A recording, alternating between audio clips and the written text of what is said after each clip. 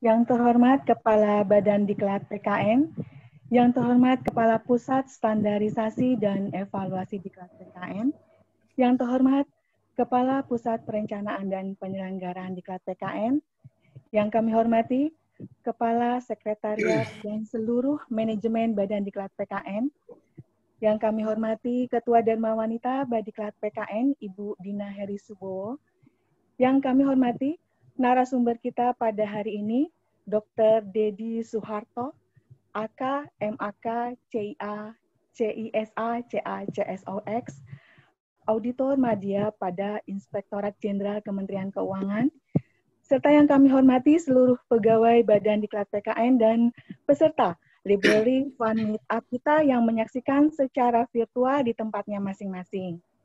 Assalamualaikum warahmatullahi wabarakatuh.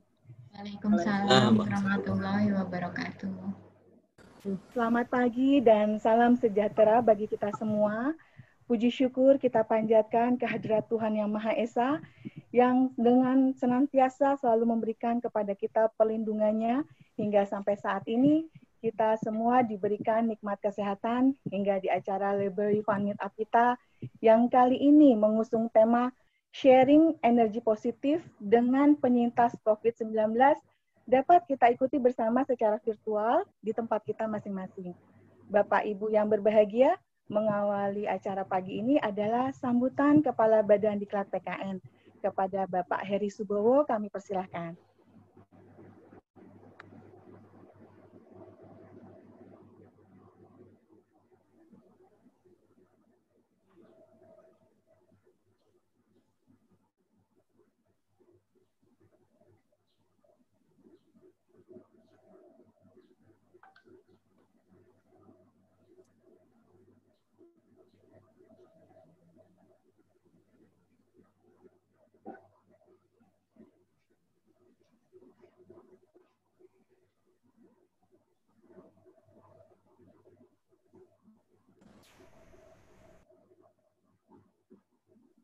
Sebentar, mungkin ada gangguan. Sepertinya Bapak lagi live, Bu. Oh, live sebentar ya.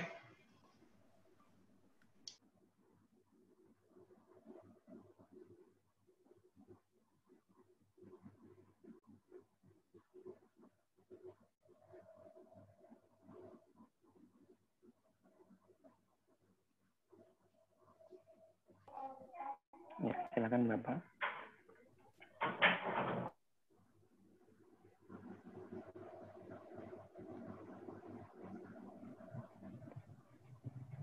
Izin Pak Kaban, sampaikan. Ya. Oh ya. Dari Bapak. Baik. Assalamualaikum warahmatullahi wabarakatuh. Waalaikumsalam warahmatullahi wabarakatuh. Selamat pagi dan salam sejahtera bagi kita semua. Yang saya hormati Bapak Dedi Suharto selaku narasumber kita pada pagi hari ini. Yang saya hormati teman-teman semua di Badiklat, moderator Bu Dr. Dian.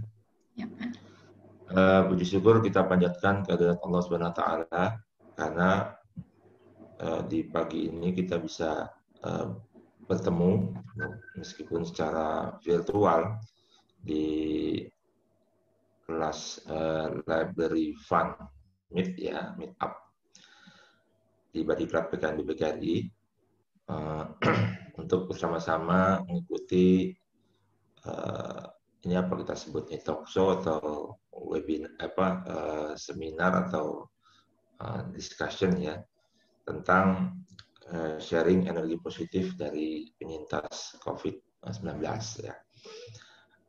Sebagaimana kita bersama bahwa COVID ini sudah menjadi pandemi sejak tahun 2019, makanya dinamakan COVID-19. Berawal dari kemunculannya di Wuhan, Cina 2019, kemudian masuk ke Indonesia sekitar bulan Februari 2020, kasus pertama itu. Lalu kita mulai mengalami from home itu, ada work from home, ada learning from home, ada macam-macam itu, sekitar awal Maret 2020. Dan kemudian ada pembatasan berskala berskala besar dan memasuki masa transisi di awal Juni 2020.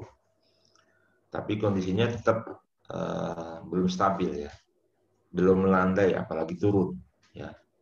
Bahkan kemarin rekor angka kasus perharinya itu menembus 3.000 kasus per hari ya. Dengan positivity rate-nya itu sekitar 14%. Padahal standar WHO itu harus di bawah 5%. Artinya dari yang dites swab itu kemungkinan besar positif itu sekitar 14%, harusnya 5%, sehingga nanti diharapkan kasusnya melandai akan menurun ya. Nah, ini kalau kita lihat korban-korbannya tidak mengenal usia, ada yang muda, ada yang sudah berusia lanjut ya, dan tidak memandang status sosial ya. Ada pejabat juga, kepala daerah kena, ya, staf biasa kena, rakyat biasa kena, ya kan.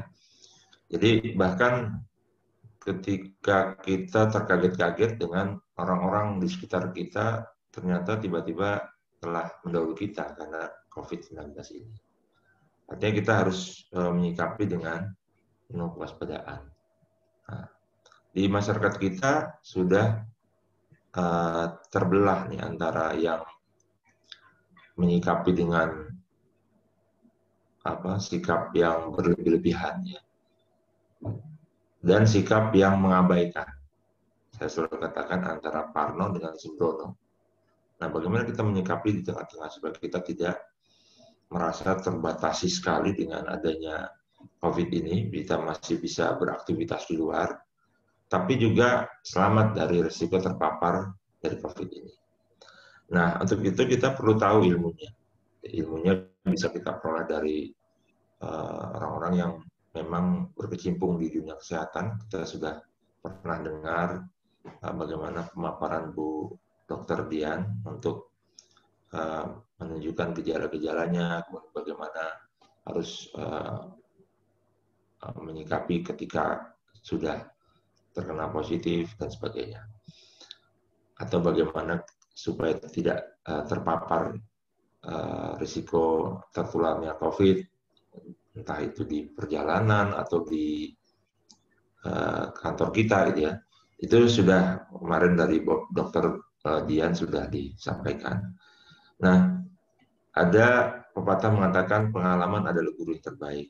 Nah, ini yang kita hadirkan di sini kebetulan ya, kebetulan ini sang penyintas ya, survivor orang yang sudah berhasil dalam tanda petik ya selamat dari bahaya COVID, karena Pak Dedi ini teman satu angkatan saya di STAN. Ini pernah jadi ketua kelas saya ya, di STAN. Beliau ini sehari-hari sebagai auditor media di Itjen Kementerian Keuangan. Ya. Sebelumnya ini pernah masuk rumah sakit RSPG Paru di Cisarua selama 20 hari. Beliau menjalani perawatan dan pernah saturasinya itu kadar oksigen dalam darah itu di bawah 65. Ya, di bawah 65. Ya. Padahal tingkat bahaya itu 65 ya. Nah, ini bagaimana kiat beliau melewati masa-masa kritis ya. Bahkan keluarga beliau, satu keluarga tuh terkena positif juga ya. Istri beliau, Ibu Maidah Nurul Salmiah itu dulu pernah menjadi BPK ya Pak ya. Iya. BPK, kemudian sudah resign. Positif juga, tapi OTG ya Pak, OTG. Kemudian anak beliau yang menengah itu ada gejala-gejala meskipun sedang. Nah, Pak Dedi ini kalau saya baca di postingan-postingan di Facebooknya, di medsosnya itu gejalanya cukup berat juga ya. Nah, bagaimana beliau menyikapinya? ternyata ada satu tips yang mungkin perlu kita pelajari, bagaimana menyikapi positif COVID ini ya dengan energi positif juga ya, energi bahagia dan bersyukur. Ini yang mungkin perlu kita pelajari, nggak ada di fakultas kedokteran yang lain ya. Ya, bagaimana energi positif berupa syukur dan bahagia itu bisa mengalahkan COVID-19. Dan akhirnya setelah beberapa kali tes swab, beliau diperbolehkan pulang karena sudah negatif. Dan yang saya takjub juga adalah beliau berusaha mendokumentasikan pengalamannya itu dalam postingan-postingan yang sharing-sharing di medsos itu, sehingga orang banyak terinspirasi. Dan untuk itu katanya beliau sedang menyusun pengalamannya itu dalam sebuah novel.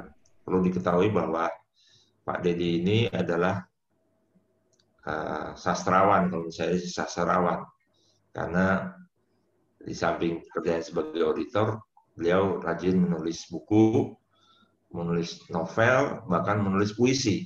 Nah, ini berarti imbang antara otak kiri dan otak kanan ya Pak Dedi ya. Ya, tanpa banyak makan waktu lagi, saya ucapkan terima kasih kepada Pak Dedi yang sudah berkenan hadir di acara kita untuk sharing energi positif dari sang penyintas COVID. Dan acara ini akan dipandu oleh Bu Dokter. Ada yang mempertanyakan, kenapa Bu Dokter jadi moderator gitu? Sementara narasumber ini ahli akuntan, gitu kan? Gitu. Padahal yang dibicarakan adalah tentang kesehatan. Ya. Nah, ini untuk menyeimbangkan, karena sebelumnya kita di Badiklat ini sudah sering mendapatkan pengarahan-pengarahan, pencerahan-pencerahan dari dokter, ya, dari sisi keilmuan. Tapi dari sisi pengalaman, ini kita harus hadirkan praktisi COVID nih, ya. Praktisi COVID karena beliau sendiri yang mengalami, satu keluarga kena, kemudian beliau kena dengan gejala yang cukup parah dan berhasil selamat. Nah, ini kita juga perlu belajar. Nah, pengalaman adalah guru yang terbaik, tapi tidak mesti pengalaman kita sendiri. Jadi kita bisa belajar dari pengalaman orang lain, dari energi positif orang lain yang sudah mengalaminya. Mungkin itu yang bisa saya sampaikan sebagai pembuka. Ya, terima kasih atas partisipasi dan kehadiran dari Bapak Ibu sekalian. Mudah-mudahan ilmu yang di-sharing oleh Bapak Dedi Suharto ini bermanfaat bagi kita semua. Demikian, billahi taufiq wal hidayah. Wassalamualaikum warahmatullahi wabarakatuh. Waalaikumsalam warahmatullahi wabarakatuh. Terima kasih Pak Heri. Selanjutnya adalah pemaparan oleh narasumber kita mengenai sharing energi positif dengan penyintas COVID-19 yang akan dipandu oleh moderator kita, Dr. Dian Santri Prihartini. Kepada Dr. Dian, acara kami serahkan. Silakan, Dok. Ya, terima kasih Bu Dewi. Assalamualaikum warahmatullahi wabarakatuh. Untuk semua pemirsa yang saat ini online atau menghadiri acara virtual ini, saya sapa dulu Pak Dedi. Assalamualaikum warahmatullahi wabarakatuh, Pak Dedi. Waalaikumsalam warahmatullahi wabarakatuh, Bu Dokter. Senang sekali bertemu. Baik. Apa kabar hari ini, Pak? Sehat. Pagi ini kami di Badan Diklat PKN BPKRI sangat bersyukur Pak bisa bertemu walaupun secara online. Melihat kondisi Pak Dedi pada hari ini yang terlihat sangat bugar gitu loh Pak. Kami juga mengucapkan selamat pada Pak Dedi yang telah berhasil melewati masa-masa kritis sebagai pasien konfirmasi positif ya Pak ya, konfirmasi positif COVID-19. Terima kasih juga kami ucapkan kepada Pak Dedi yang telah bersedia menjadi narasumber dalam acara Library Fun Meetup kami kali ini yang dengan judul Sharing Energi Positif dengan Penyintas COVID-19. Tapi terlebih dahulu akan saya bacakan kurikulum vitae dari Bapak Dedi. Bapak Dedi Suharto, AK, MAK, CIA, CISA, CA, CSOX adalah auditor madya di Itjen Kementerian Keuangan yang lahir di Pekalongan 10 Agustus 1970, yang menamatkan pendidikan akuntan S2 MAPSI di Universitas Indonesia dan memperoleh gelar doktor di Sekolah Bisnis IPB. Beliau memiliki kompetensi khusus di bidang internal control, risk management, dan audit investigasi. Beliau mengikuti training atau forum di luar negeri, di antaranya adalah Anti-Money Laundering Training di Washington DC pada tahun 2010, TIMATE Audit Management System Forum di San Antonio tahun 2010, International Conference IIA di Kuala Lumpur pada tahun 2011, Asian Conference IIA di Bangkok pada tahun 2012, Tech Administration Diagnostic Training di Canberra pada tahun 2016, dan Sarbanes-Oxley Act Training di London pada tahun 2017. Pak Dedi ini memiliki hobi menulis. Di antara buku-buku yang sudah ditulisnya adalah buku Quranic Quotient dan novel Pusaran Tawaf Cinta. Saat ini beliau sedang menulis novel terbarunya yang berjudul Gelombang Cinta dan Nikmat Sang Penyintas Badai COVID-19. Luar biasa Pak Didi. Di antara sedikit orang-orang yang sudah membagikan tipsnya baik di media sosial, saya baru tahu ini ada yang langsung mendokumentasikan dalam bentuk buku. Ini perlu kita tunggu nih, kapan keluarnya kira-kira Pak Didi? Insya Allah ini proses penulisan nanti sampai dengan tanggal 7 September ini. Ini termasuk penulisan novel saya tercepat, ya, 7 November. Tapi untuk sampai di para pembaca kelihatannya mulai dari tanggal 20 September. Mohon doanya saja. Itu sangat kita nantikan, terutama saya Pak. Saya mau langsung inden 1. Selanjutnya, kami ingin mendengar atau sharing dari Pak Dedi. Bagaimana cara Pak Dedi membangkitkan energi positif sehingga mampu meningkatkan fighting spirit dan akhirnya menjadi penyintas COVID-19. Kami persilahkan Pak Dedi. Baik, terima kasih Bu Dian. Pak Heris Bowo, teman sekelas saya dulu yang luar biasa karirnya. Dan juga Bapak Ibu semuanya, pegawai BPKRI yang saya cintai. Saya sangat senang sekali pada kesempatan kali ini diundang untuk menyampaikan kurang lebih pengalaman saya. Nah, karena judulnya adalah terkait dengan energi positif ya, maka iya, Pak. mungkin saya perlu memberikan latar belakang saya dulu ya, supaya nanti bisa memahami kenapa saya bisa memberikan menghadapi ini dengan energi positif. Jadi yang pertama, saya ini sebenarnya dulu waktu sekolah di SMA itu anak fisika, tapi bacaan saya itu psikologi. Jadi saya suka psikologi sejak dulu. Saya dulu pengen sekali kuliah psikologi UI. Ya, itu cita-cita saya dan sampai sekarang tidak terwujud. Alhamdulillah juga. Saya ingin kuliah psikologi UI, tapi karena tidak ada biaya, ya akhirnya saya tidak bisa kuliah di situ. Saya kuliah gratis di STAN, sehingga ketemu dengan Pak Kaban. Kalau saya tidak kuliah di STAN, mungkin saya nggak ketemu dengan Pak Heri Subowo. Jadi mungkin itu latar belakang saya. Saya mau menyukai dunia psikologi dari dulu ya. Sejak waktu saya SMP, saya suka menulis di koran, dan saya menulis masa-masa psikologi. Itu hasil dari saya membaca buku-buku psikologi. Jadi saya orang fisika, tapi bacaannya psikologi. Saya baca psikologi, saya tulis di koran, kemudian ya hasilnya buat uang jajan. Kebetulan saya dulu uang jajannya sedikit ya. Jadi lumayan juga tuh terima honor ya, honor menulis menulis di koran. Koran-koran lokal sih. Saya kan orang Pekalongan, jadi koran-koran yang di Semarang. Ya, saya pernah beberapa karya saya di waktu SMP sampai SMA itu pernah dimuat di seperti Suara Merdeka atau Minggu Ini ya, di majalah koran Jawa Tengah. Kalau yang orang Jawa Tengah tahu, mungkin masih ada sampai sekarang, mudah-mudahan. Kemudian di Wawasan, koran sore. Pokoknya beberapa koran lokal di Semarang lah karena saya orang Pekalongan jadi aksesnya ke sana. Dulu pernah pingin juga nulis di Gramedia, sekali saya ngirim naskah saya, novel anak-anak, dan alhamdulillah ditolak. Alhamdulillah ditolak ya. Jadi akhirnya nggak jadi penulis itu. Itu kurang lebih latar belakang saya, dan saya menyukai menulis itu sejak kecil.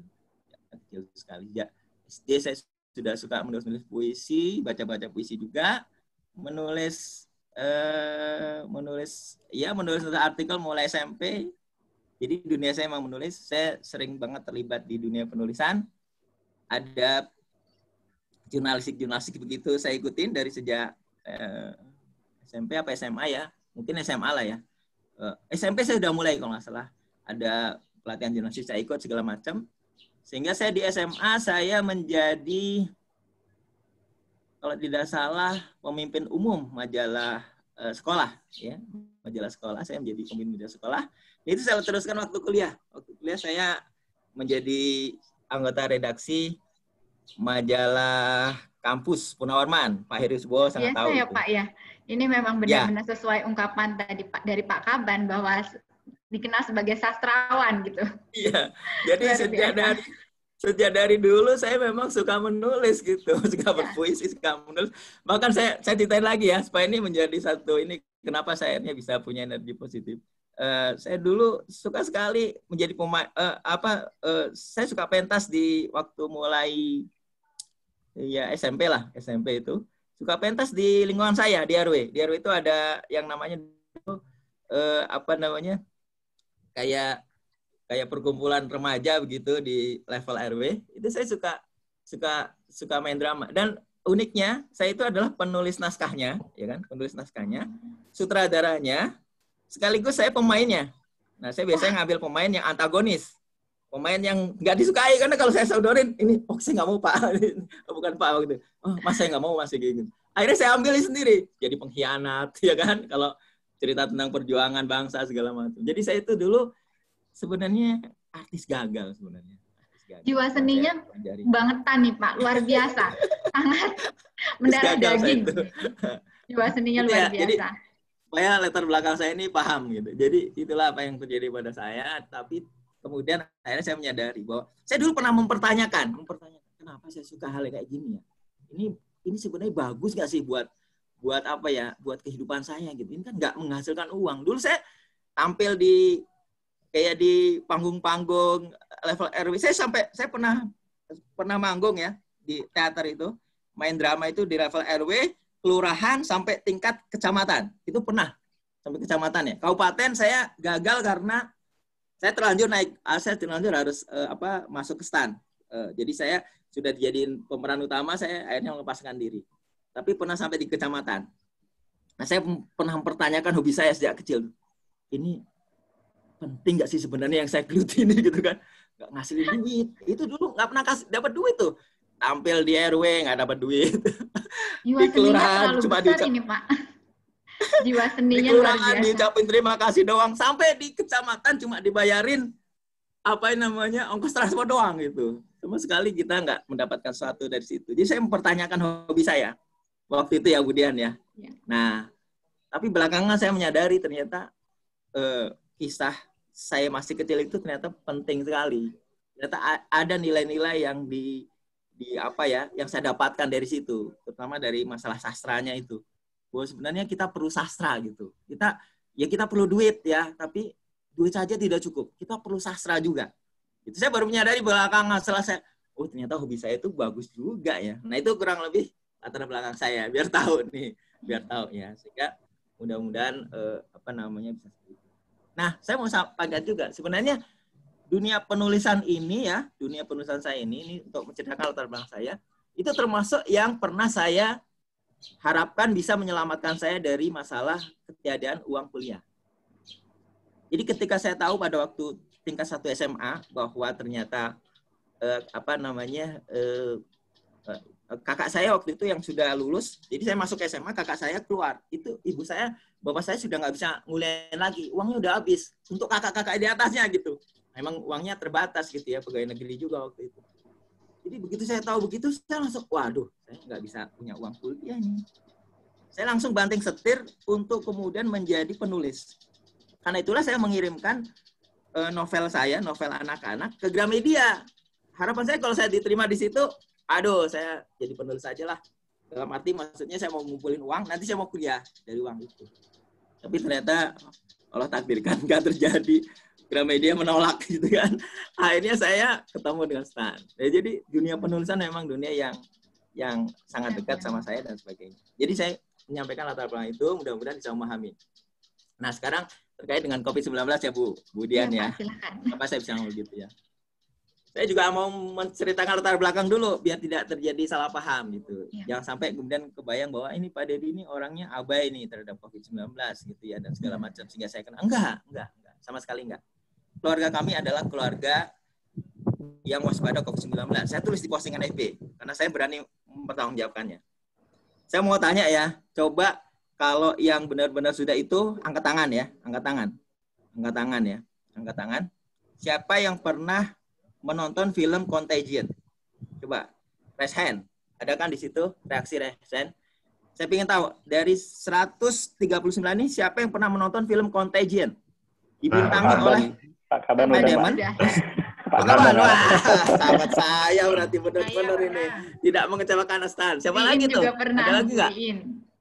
Bu In pernah. Ada berapa orang dari 139?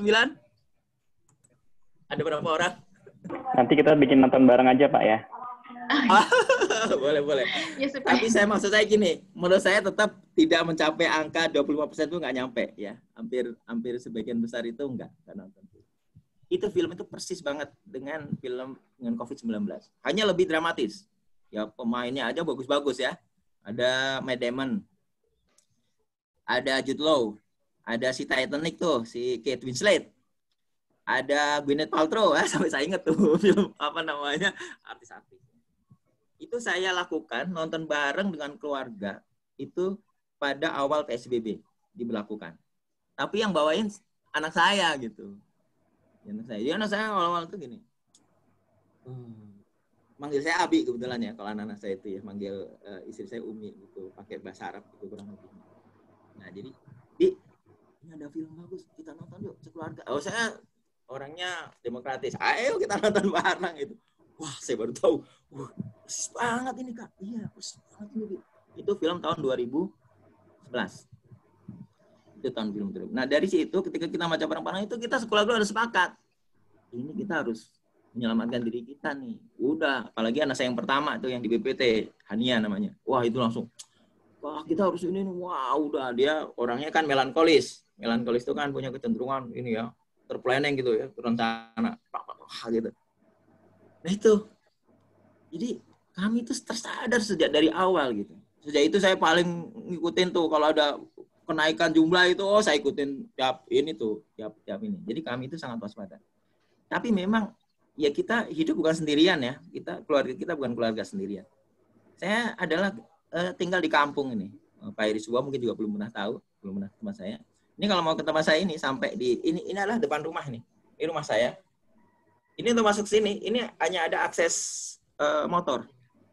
Ada sekitar 20 meteran itu akses motor, baru nanti di depan ada jalannya agak besar. Nah, kami kebetulan punya tanah juga di situ untuk parkir mobil. Jadi kalau mobil kami bisa diparkir di situ. Tapi untuk sampai ke rumah ini, dan sebelumnya dulu saya nggak punya parkir mobil dan juga nggak punya mobilnya, ini hanya naik sepeda motor aja. Kami tinggal di kampung, ini bukan di komplek. Ini saya ingin ngasih tahu ya. Nah, apa efeknya? Jadi saya ini hidup di dua alam. Saya bekerja di lingkungan Kementerian Keuangan yang begitu ketat ya COVID-nya. Tapi kalau di sini saya harus minta mohon maaf. Mungkin komplek pun juga belum tentu ketat juga ya. Tapi tentu saja kalau di kampung lebih jauh lagi. Nah, saya mau bilang bahwa saya hidup di dua alam nih. Saya amfibi nih sebenarnya ya. Kayak katak begitu ya. Jadi di sana saya begitu ketat, di sini ya Masya Allah ya. Susah juga saya ketua masjid di sini. Saya ketua masjid di sini. Sekarang saya sudah mengundurkan diri. Akibat keputusan saya kemarin nggak diikuti, udah saya mengundurkan diri. Saya ketua masjid di sini. Saya berlakukan di masjid itu. Saya sampaikan.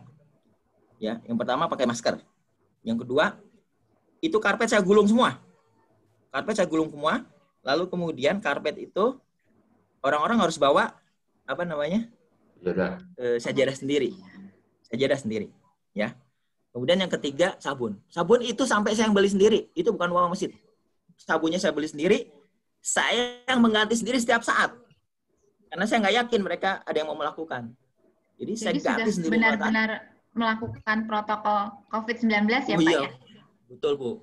Cuman yang jaga jarak saya nggak bisa macam-macam juga. Dan itu yang masker. Saya bilang di instruksi saya, di tulisan di masjid saya itu, bagi yang nggak mengenakan masker pulang. Tapi begitu mereka nggak pulang, saya juga, ya saya tuh orang juga nggak pingin permusuhan itu saya juga nggak suka. Jadi saya ingat di tulisan kenapa pada nggak mau. Ini mereka saya biarin gitu loh. Nggak pakai. Ada rasa itu tidak enak mungkin dari kita juga ya Pak ya untuk menegur gitu. Iya, nah itu kan satu dalam konteks masker itu hanya 3-4 orang itu saya perhatiin itu. 3-4 orang doang, termasuk saya itu. Berarti 2 orang aja atau 3 orang ya. Yang itu dari berapa orang, Pak? Ya sekitar 15-20-an ke sana lah. Itu kan masjid kecil sebenarnya. Ya, artinya pokoknya ya minim gitu. Nah, saya mau mengatakan itu. Sehingga ya kalau kemudian saya terkena itu ya karena memang sayanya jaga. Saya kalau nggak pakai masker saya nggak ke masjid. Mendingan saya sholat di rumah. Jadi meskipun saya sudah pakai masker itu juga gitu. Nah, kalau jaga jarak saya nggak bisa ngatur ya. Mereka mau diatur jaga jarak pada nolak. Ya sudahlah, ya udahlah. Tapi agak jauh-jauhan juga, ada selang dikit, nggak mepet-mepet juga. Biasanya kan kita kalau sholat kan mepet-mepet gitu. Nah, ini sudah enggak. Terus kebiasaan salaman itu saya bilang hilangkan. Untuk sementara itu dihilangkan. Itu nggak ada yang salaman lagi. Kalau gitu. Di masjid Bapak itu berapa senti, Pak? Kira-kira berapa senti bisa jaga jaraknya? Wah, susah. Iya, pokoknya dia ada jarak aja. Jadi nggak berapa senti. 3,5 meter ada ya, Pak? Nggak ada. Ya, Pak. Nggak ada juga. Di 1/4 meter lah paling. Oh, untuk jaga jaraknya itu. Iya. Nah, sementara nggak pada pakai masker semua kan. Iya. Makanya saya kalau sholat, saya nyari yang di pojok. Jadi sebelah kanan saya adalah tembok. Jadi saya cuma berisiko sebelah kiri. Tapi kan dia nggak tahu juga kan begitu. Nah, jadi itu kondisi yang ada pada saya supaya kemudian dipahami bahwa kami adalah keluarga yang waspada COVID sejak PSBB, sejak pandemi COVID ini berjalan. Ini dulu ya, clear ya, supaya nanti nggak ada pertanyaan Pak Dokter nih katanya, Pak Dokter nih katanya sudah waspada COVID, kenapa kena? Ya kena orang lingkungan kita, tidak semuanya protokol. Ya, saya ceritakan kalau di kantor saya ya, mudah-mudahan nggak terjadi nih BPKRI. Di kantor saya, lift itu sudah diprotokol Bu Dokter Dian. Iya, Pak. Jadi di lift itu orang itu harusnya kalau itu nggak boleh saling menghadap begini, nggak boleh gini. Jadi kalau misalkan ini harus begini, itu pada nggak mau. Jadi sudah diatur, itu diaturnya dengan menggunakan arah dari telapak tuh di lantai. Di lantai itu yang biasanya ada karpet, dihilangin, terus dikasih tanda sepatu atau apa yang menghadap ke arah ya, Pak. Nah, begini harusnya, kan menghadapnya gini. Pada nggak mau. Tapi saya juga nggak lapor sih, memang salah saya juga. Dan saya juga nggak pernah negur karena udah gede-gede begini ya, masa itu udah tahu itu ada tandanya. Kalau saya ngikutin. Saya orangnya ya berusaha patuh aja. Tapi begitu orang lain nggak patuh, nah itu salahnya ya. Bisa suatu saat saya harus gitu. Kok nggak patuh gitu ya? Mungkin ya. Dengan kejadian mungkin saya bisa agak sedikit begitu kali ya. Gugus tugas, Pak. Gugus tugas COVID di lingkungan. Ada Pak. Sudah, Bu. Oh, yang di lingkungan sini? Iya. Di lingkungan sini, ya katanya ada RW, tapi saya nggak tahu juga. Kalau di kantor sudah ada. Di kantor pasti ada ya, Pak? Ya, nah gitu ya. Kemudian saya ini. Jadi, pertama kali saya kena demam itu, saya nggak pernah kebayang sama sekali bahwa saya kena COVID. Gitu. Karena saya demam aja gitu kan. Karena sebayangan saya nih. Tanggal berapa, Pak Dedi? Demamnya? 23 Juli ya? 23 Juli, ya, 23 Juli. 23 Juli. Jadi itu adalah ya pokoknya 22 saya demam. Mungkin 22-23 ya, itu ya antara sekitar itu. Tapi yang saya rasakan benar tanggal 23 Juli, ya. 23 Juli saya demam panas, Bu, sampai saya nggak ngerasain tapi kata istri saya menggigil ya. Menggigil. Ya mungkin menggigil sih. Karena istri saya kan yang mengamati benar ya. Makanya istri saya kena itu karena ngerawat saya. Jadi saya menggigil tinggi sekali. Dan yang saya rasakan Bu Dokter nanti mungkin bisa adalah saya selain demam itu lemas, Bu. Ya. Itu yang saya agak aneh itu. Lemas sekali. Kalau ada orang Jawa di sini ya. Pak Eri Subowo orang Jawa ya. Lemas dedes itu istilahnya. lemes dedes itu. Jadi lemes nggak bertenaga gitu. Jadi lemes dedes ya, itu yang saya alami benar. Jadi kalau saya tuh misalkan dari kasur saya nih, terus sekitar 6 meter saya menuju ke tempat kamar mandi, itu nggak apa-apa itu Bu. Saya bangun, nggak apa-apa tuh. Sampai ke kamar mandi, buang air besar atau buang air kecil, balik lagi. Tapi ketika mau tidur lagi, nah itu di situ tersengal. Jadi sebenarnya pada saat itu masih ada early warning system kesulitan bernafas sebenarnya. Ya. Tapi itu kami nggak sadari, kami nggak punya ilmu tentang itu. Bayangan saya itu yang namanya COVID itu ya batuk gitu kan. Sakit tenggorokan saya nggak sakit. Batuk juga enggak, pilek juga enggak gitu. Jadi nggak ada tanda-tanda yang seperti biasa orang rasakan ya Pak ya, seperti batuk, seseknya apalagi nggak ada, pileknya nggak ada, sakit tenggorokan nggak ada, hanya terasa lemas ya Pak Dedi ya? Ya, lemas sama demam ya Bu? Dan demam. Ya, demam sama menggigil yang dilihat sama sama istri saya ya, itu ya. Itu 3 itu berarti ya. Nah, jadi awal-awal itu kita nyangka tipes. Awalnya tipes. Nah, saya sempat dirawat. Saya berharap sehari 2 hari saya bisa sembuh nih dengan rawatan istri gitu ya. Saya tipikal orang yang, malas ke dokter gitu. Itu juga ada perasaan gitu. 1-2 hari nggak sembuh juga. Kata istri, ke dokter yuk. Saya sih orangnya gampangan aja kalau dibilang, ya udah ayo ke dokter gitu. Orang diajaknya sama istri, ayo ke dokter. Dokter mungkin tanggal 26 ya. Sekitar tanggal 26 lah. Kalau salah di 23, 24, 25, nggak sembuh-sembuh juga. 26 saya ke dokter. Entah 26, entah 25 ya, antara 2 itu ya. Itu demamnya terus-menerus atau ada jedanya, Pak? Terus-menerus, Bu. Bapak sempat minum obat lain selama demam itu? Obat seperti parastamol atau penurun demam, Pak? Kayaknya sih enggak ya. Enggak ada ya, Pak? Kayaknya enggak. Kita cuma semacam habat, pokoknya yang macam kayak gitu. Vitamin ya, Pak ya? Kayak habat sauda, madu gitu aja istri saya. Kayaknya sih ya. Saya lupa juga sih Bu. Tapi kayaknya enggak sih.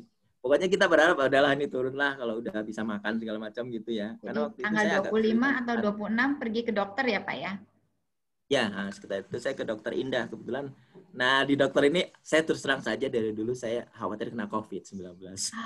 Dari awal. Apalagi setelah nonton film Contagion gitu. Saya dari awal ketakutan. Kenapa saya ketakutan, Bu? Karena saya rocker. Saya itu kalau ke kantor itu selalu menggunakan kereta. Jadi saya di awal-awal saya ketakutan saya kena COVID-19. Tapi di kereta sendiri menggunakan masker nggak Pak Dedi?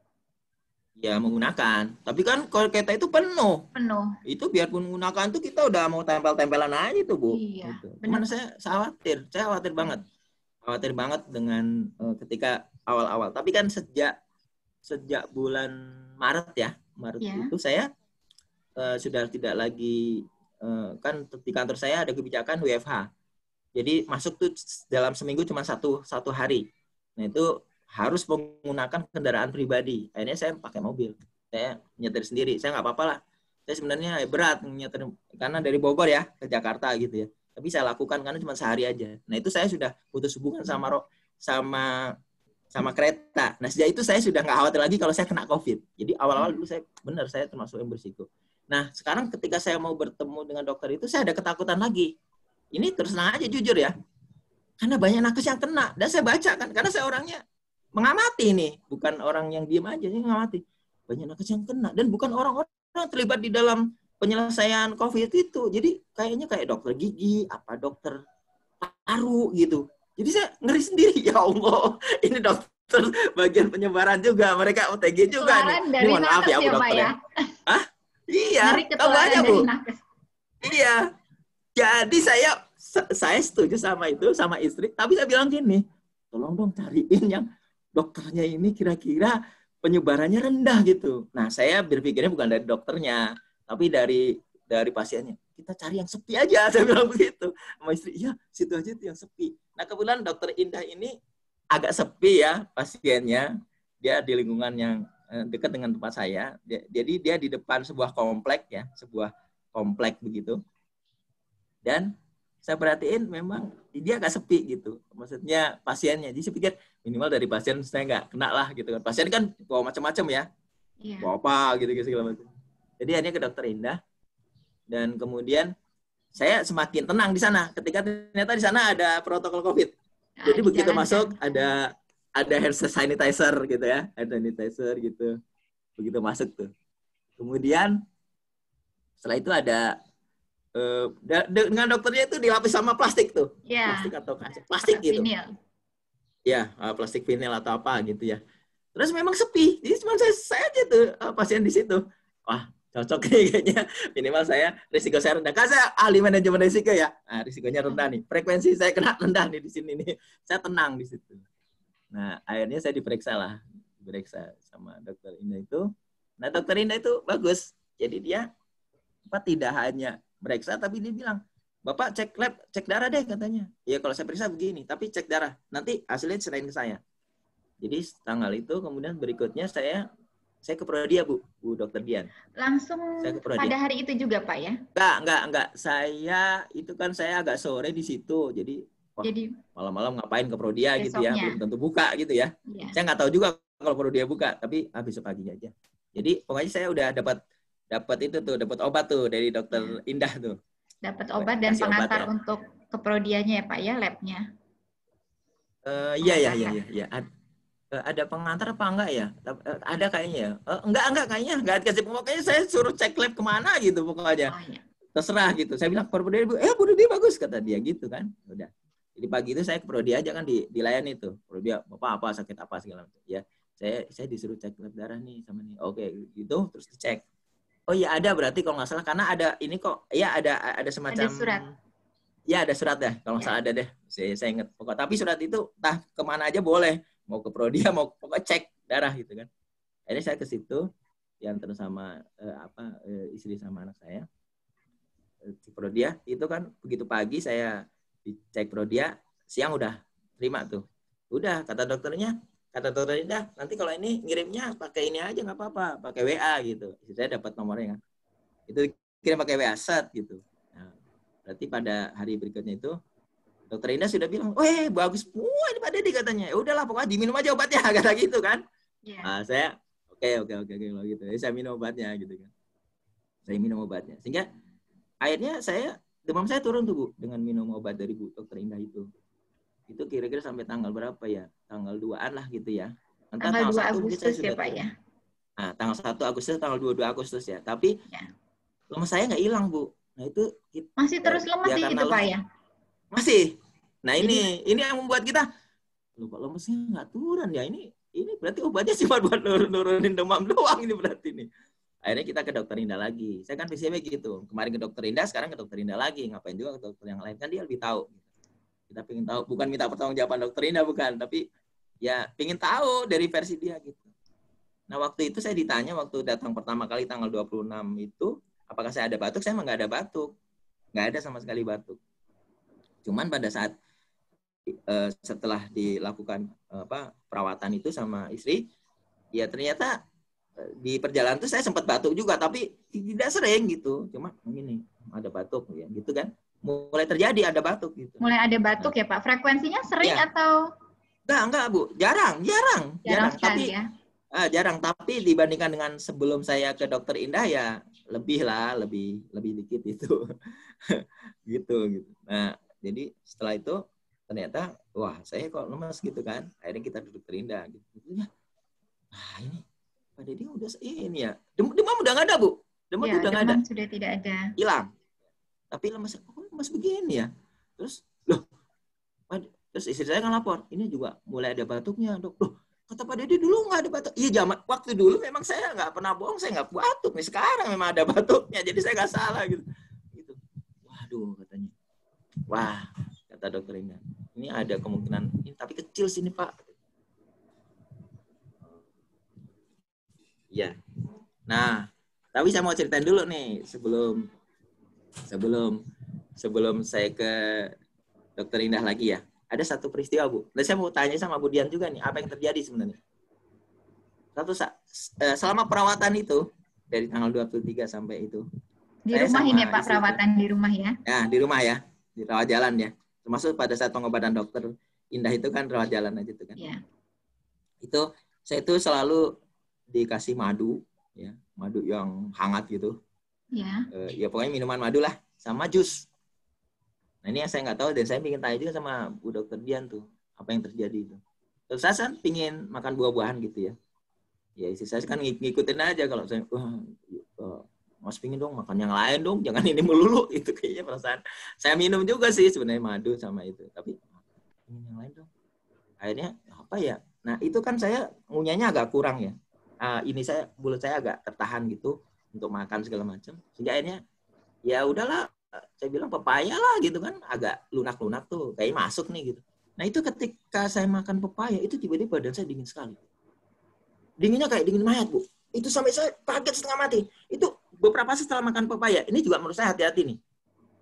Pepaya ini, saya nggak tahu ya, apa memang ada zat-zat yang membuat dingin. Jadi dingin nih, Bu, sini.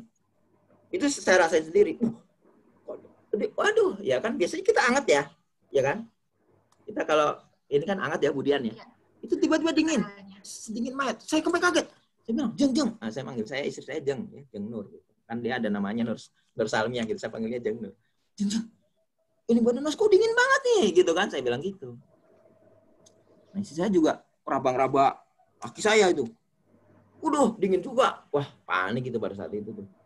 Wah, saya udah mikir, waduh, mau mati nih. Langsung kemudian istri saya mengambil tindakan. Ya, itu lagi bawa sesuatu yang udah biasa saya makan juga, jus kurma, ya, sama minuman madu hangat gitu. Udah, saya suruh minum, kemudian kaki saya dipijetin, sama dikasih minyak kayu putih biar hangat. Ya alhamdulillah sih kemudian berlangsung normal gitu. Jadi kita udah nggak panik lagi gitu. Nah itu saya juga ingin tahu itu gejala apa sih sebenarnya dan apa benar nih pepaya bisa membuat begitu. Nah saya mau sampaikan, tolong kalau kemudian kondisinya demam-demam seperti itu, jangan makan pepaya dulu deh. Kalau menurut saya, karena kejadian itu benar-benar habis makan pepaya gitu. Jadi sebelum makan pepaya nggak ada masalah, begitu makan pepaya langsung, waduh, dingin semua ini. Itu fatal itu mungkin. Itu ada faktor pepaya. Saya nggak tahu. Nah, mungkin nanti Budian yang bisa dari si kedokteran ya barangkali tahu tentang ilmu pepaya, saya kan nggak tahu. Kalau saya ilmunya angka gitu ya, dapat kredit ya kan. Di pepaya kan kita tahu Pak itu mengandung enzim papain ya. Tapi sampai saat ini belum ada yang melaporkan seperti Bapak atau dibahas dalam jurnal. Tapi nanti apakah enzim papain itu melemahkan sistem pada termoregulator kita? Nanti perlu saya tanyakan lebih lanjut lagi. Iya. Saya siap jadi ini Bu, saya siap jadi apa tuh namanya? Yang ditanyain lah pokoknya ya, kalau terkait itu. Iya, karena nanti itu akan benar-benar kejadiannya beberapa saat setelah saya makan pepaya. Kayaknya nggak mungkin dari kejadian yang lain kan, habis makan pepaya, terus nggak berapa lama kejadian itu. Makanya baik, Pak. sama istri, pepaya ini, waduh bahaya sekali kalau ini terjadi pada orang lain ya. Kita kan nggak tahu ya waktu itu ya. Ini kan pengalaman saya. Kan kata Pak Heris bahwa tadi kan pengalaman menjadi guru yang berharga ya. Nah, mudah-mudahan ini nanti diteliti nih sama kedokteran. Baik, Pak. Nanti saya akan melaporkan juga ke makasih, Bu. RSCM. Sebelumnya kayaknya dingin kali, Pak. Jadi pepaya dari kulkas kali Pak. Pak, pepaya biasa.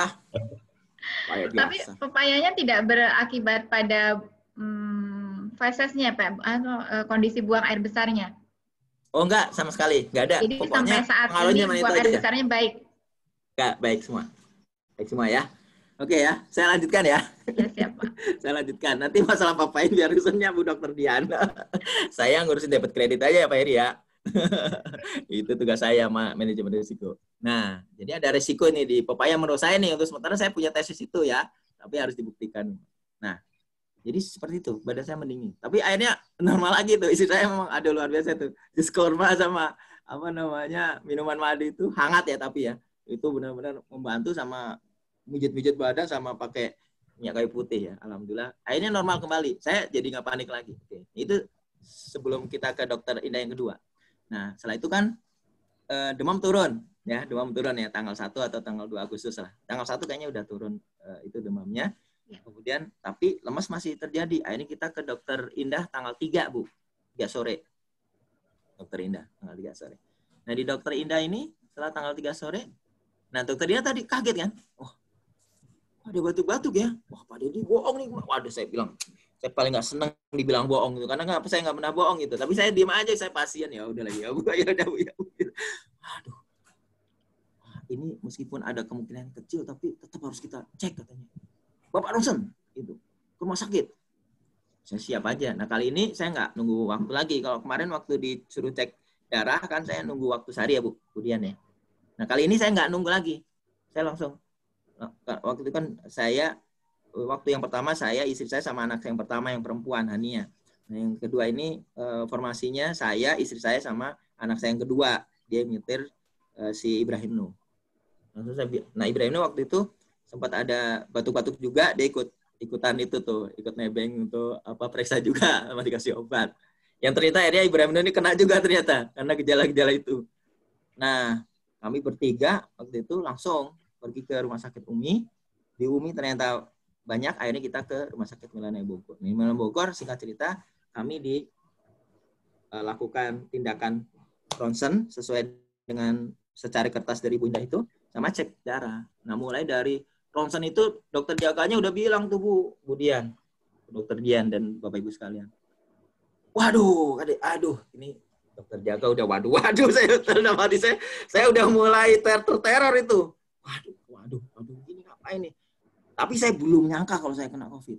Jadi waduh, tapi waduh aja Ibrahim, mungkin berarti kondisi saya memang buruk kan? Saya cuma bilang gitu karena memang saya lemes banget waktu itu. Saya sudah nggak demam, tapi saya masih lemes banget. Dah, habis itu sampai malam itu, kita nggak sampai jam 11 malam. Keluar tuh cek darah tuh, kan saya diambil darahnya juga. Habis itu langsung tiba-tiba si dokter jaga ini ngomong, Pak Dedi ini PDP harus opname sekarang juga. Aduh, saya langsung belum dengar kata COVID loh Bu, baru PDP. Ya udahlah. Wassalam ini saya. Terus saya tuh sebenarnya pengen pulang gitu, nggak pengen opnam langsung. Gawat ini. Dalam hati gitu. Aduh, tapi istri saya yang ngomong gitu kan, "Ya Mas, ini yang terbaik buat Mas nih," katanya. Nah, saya karena istri saya udah bilang begitu ya. Aduh, istri berarti udah juga nggak mau ngerawat saya nih. Bukan gitu sih, maksudnya istri itu pokoknya udah, ini terbaik buat Mas gitu. Saya udah, udahlah. Jadi gimana Pak De? Ya udah saya terserah deh. Saya diopnam. Akhirnya tanggal 4 jam 1 dini hari saya masuk ke rumah sakit Milana Bogor.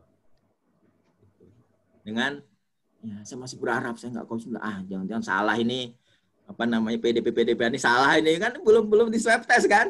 Saya kan gimana juga tahu swab test tuh yang menentukan mau COVID atau enggak. Jadi saya masih berharap nggak COVID nih gitu kan. Saya masih ngadapi dengan tenang tuh.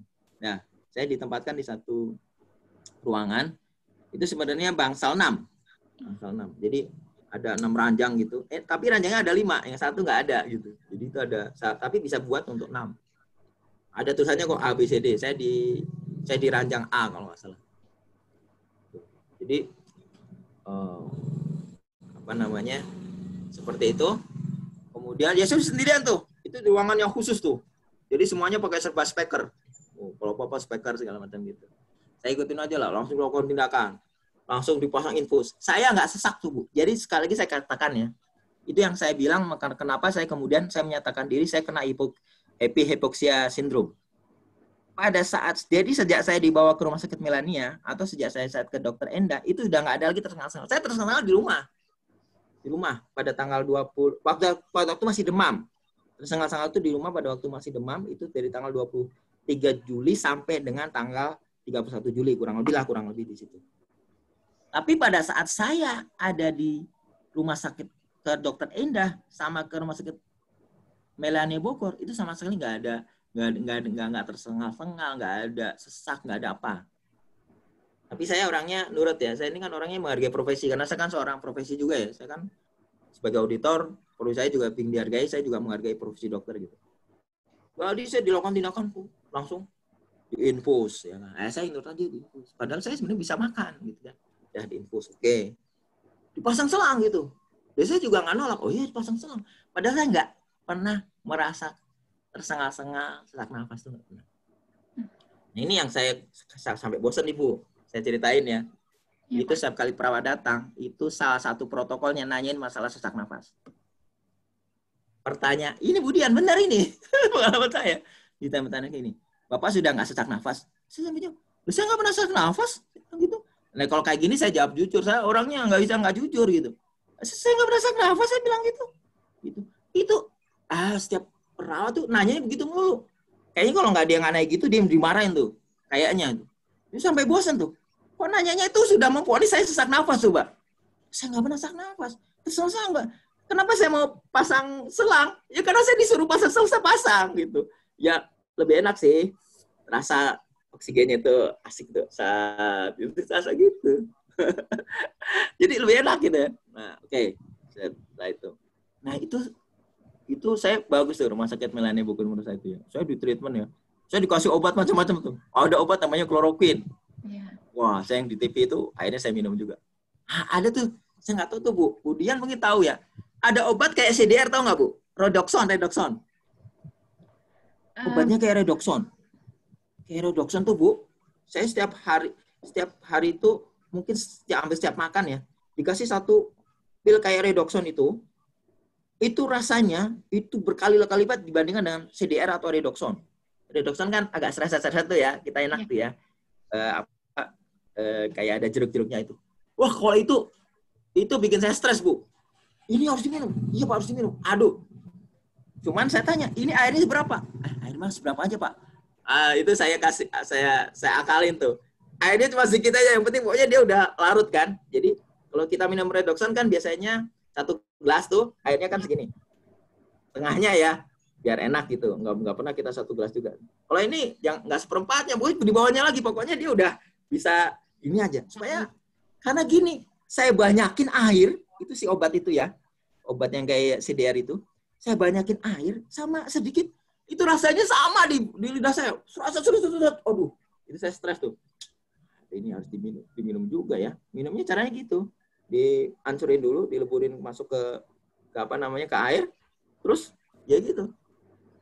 Nah itu saya nggak tahu, saya pengen tahu makanya kemudian jangan tahu itu obat itu apa gitu. Saya nggak pernah nanya itu obat bikin stres tuh. Tapi saya lakukan juga, saya kan orangnya patuh. Saya lakukan. Saya gitu, waduh ada obat ini lagi nih. Saya kasih obat dikit. Tapi itu kayaknya mungkin termasuk membantu saya pulih. Itu ya, itu obat apa? Bukan kloroquine mah biasa aja kayak kapsul. Nah, itu. Saya di treatment itu dari tanggal 4 ya, dini hari, sampai akhirnya, nah, itu yang hebatnya tuh. Saya nggak tahu ini pertolongan Allah dari sisi lain apa juga ada unsur medis ya. Mungkin ada unsur medis juga. Jadi saya sempat, Bu, saya itu tertidur pulas. Itu yang kenikmatan yang selama sekian hari ini. Pak, ya? 4 menuju ke 5, Bu. 4 malam. Dari tanggal 22, jam 22 ya, jam 10 ya, 10 malam, sampai sekitar 3:30. Berapa jam tuh? 3:30 tuh. 5,5 ya? 5,5 jam ya? Ya antara 5 sampai 3. Itu, aduh, itu saya bersyukur banget. Itu pagi, di tanggal 5 itu, saya fresh banget tuh. Saya fresh banget. Sampai saya itu merasa bahwa, wah saya udah sembuh ini. Dan itu kan belum keluar tanggal 4, Bu. Tanggal 4 dini hari itu saya langsung di swab. Langsung di swab tuh. Oh, Pak, di swab ya? Saya baru tahu tuh. Itu Bapak Ibu sekalian, kalau belum di swab, ngerasain swab itu, waduh, horor itu. Nah, saya udah dikasih tahu sama anak saya. Anak saya itu di BPPT, dia tugasnya menganalisis swab, hasil swab. Dan dia pernah di swab sendiri. Dia udah pernah cerita, Bi, nggak enak di swab, Bi. Disongrok-songrok gitu. Saya, dalam hati saya, bener nih, saya disongrok-songrok gitu. Sama disongrok ini, sini, wah, aduh. Wah, sekali aja lah swabnya gitu ya. Tapi kan nggak mungkin ya. Harus beberapa kali gitu. Nah, itu tanggal 4 pagi ya. 4 pagi gitu. Itu kan sampai kemudian, saya kan baru di swab tuh. Kan belum keluar kan hasilnya kan. Saya masih berharap dong saya nggak COVID. Orang saya merasa nggak pernah COVID kok ya kan. Begitu saya tanggal 5 dini hari itu saya fit banget tuh. Sembuh saya nih. Sembuh dah. Itu swab tuh negatif tuh hasilnya. Gitu saya. Gitu. Lagi seneng-seneng kayak gitu. Rumah sakit Melanie tuh ngasih kabar. Jadi pada saat itu saya belum punya strategi apapun tuh. Saya masih berharap harapan saya masih swabnya negatif masalahnya. Ya. Dan saya waktu itu fit benar. Saya udah nggak lemes lagi, Bu.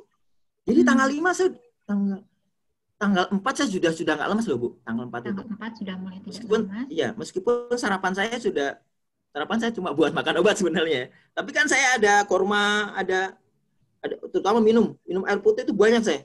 Itu entah kenapa saya jadi pingin minum terus tuh, Bu, pada saat itu. Pingin minum terus pokoknya. Wah, itu saya jadi seger tuh. Saya nggak lemes lagi. Di tanggal 4 itu 4 pagi saya udah nggak times lagi. ya. Tanggal 3 saya masih lemes, tanggal 4 saya udah nggak lemes. Tanggal 5 dini hari itu sudah fit kan, udah kayak orang sembuh. Dan saya merasa sembuh saya gitu. Makanya saya udah seneng kan. Wah, asik nih. Pulang nih.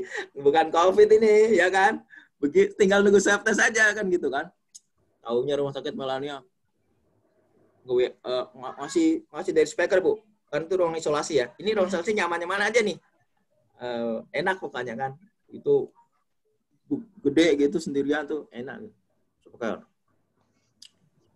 Pak Dedi, tolong panggilin istri. Sejak saat itu saya bertanya-tanya nih, ada apa ini? Saya udah merasa sehat begitu ya kan. Wah, panggilin istri. Saya langsung mikir, ini pasti ada apa-apa nih. Nggak mungkin istri saya disuruh dipanggil-panggil ke sini. Kan istri nggak boleh datang. Dipanggil, ini pasti ada apa-apa.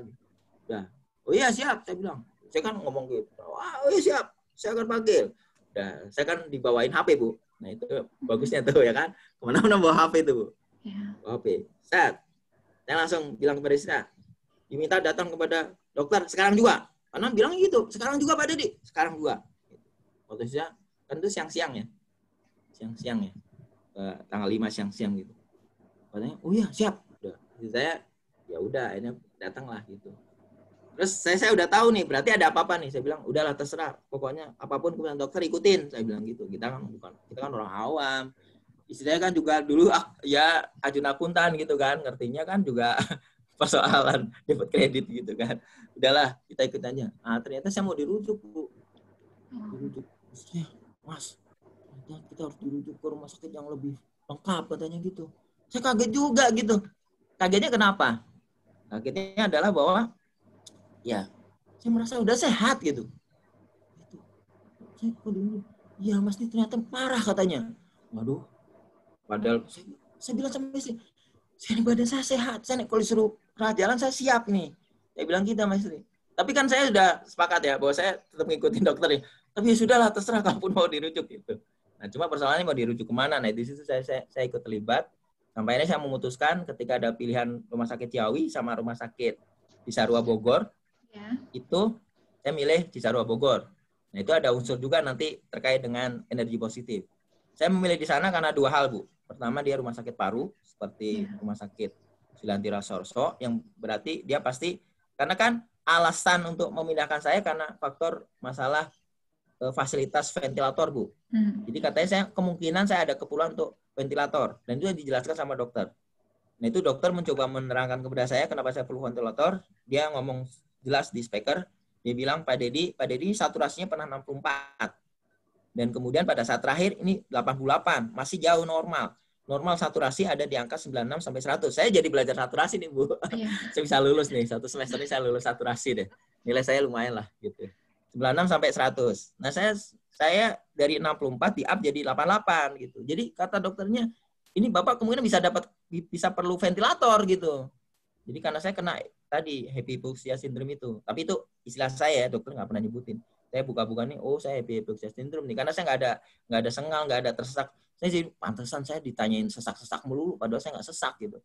Nah itu di situ 64 sampai 88. Jadi itu sempat saya tanyakan ke dokter di sini. Oh jadi seharusnya saya sesak nih. Oh iya harusnya Pak Dedi sesak. Saya nggak sesak saya bilang. Saya sama dokter Kristin yang di Rusma Cemuna. Saya mau di respirator karena saya disuruh ya saya ikutin. Tapi saya sebenarnya nggak usah pakai itu, saya bisa bernafas saya bilang gitu.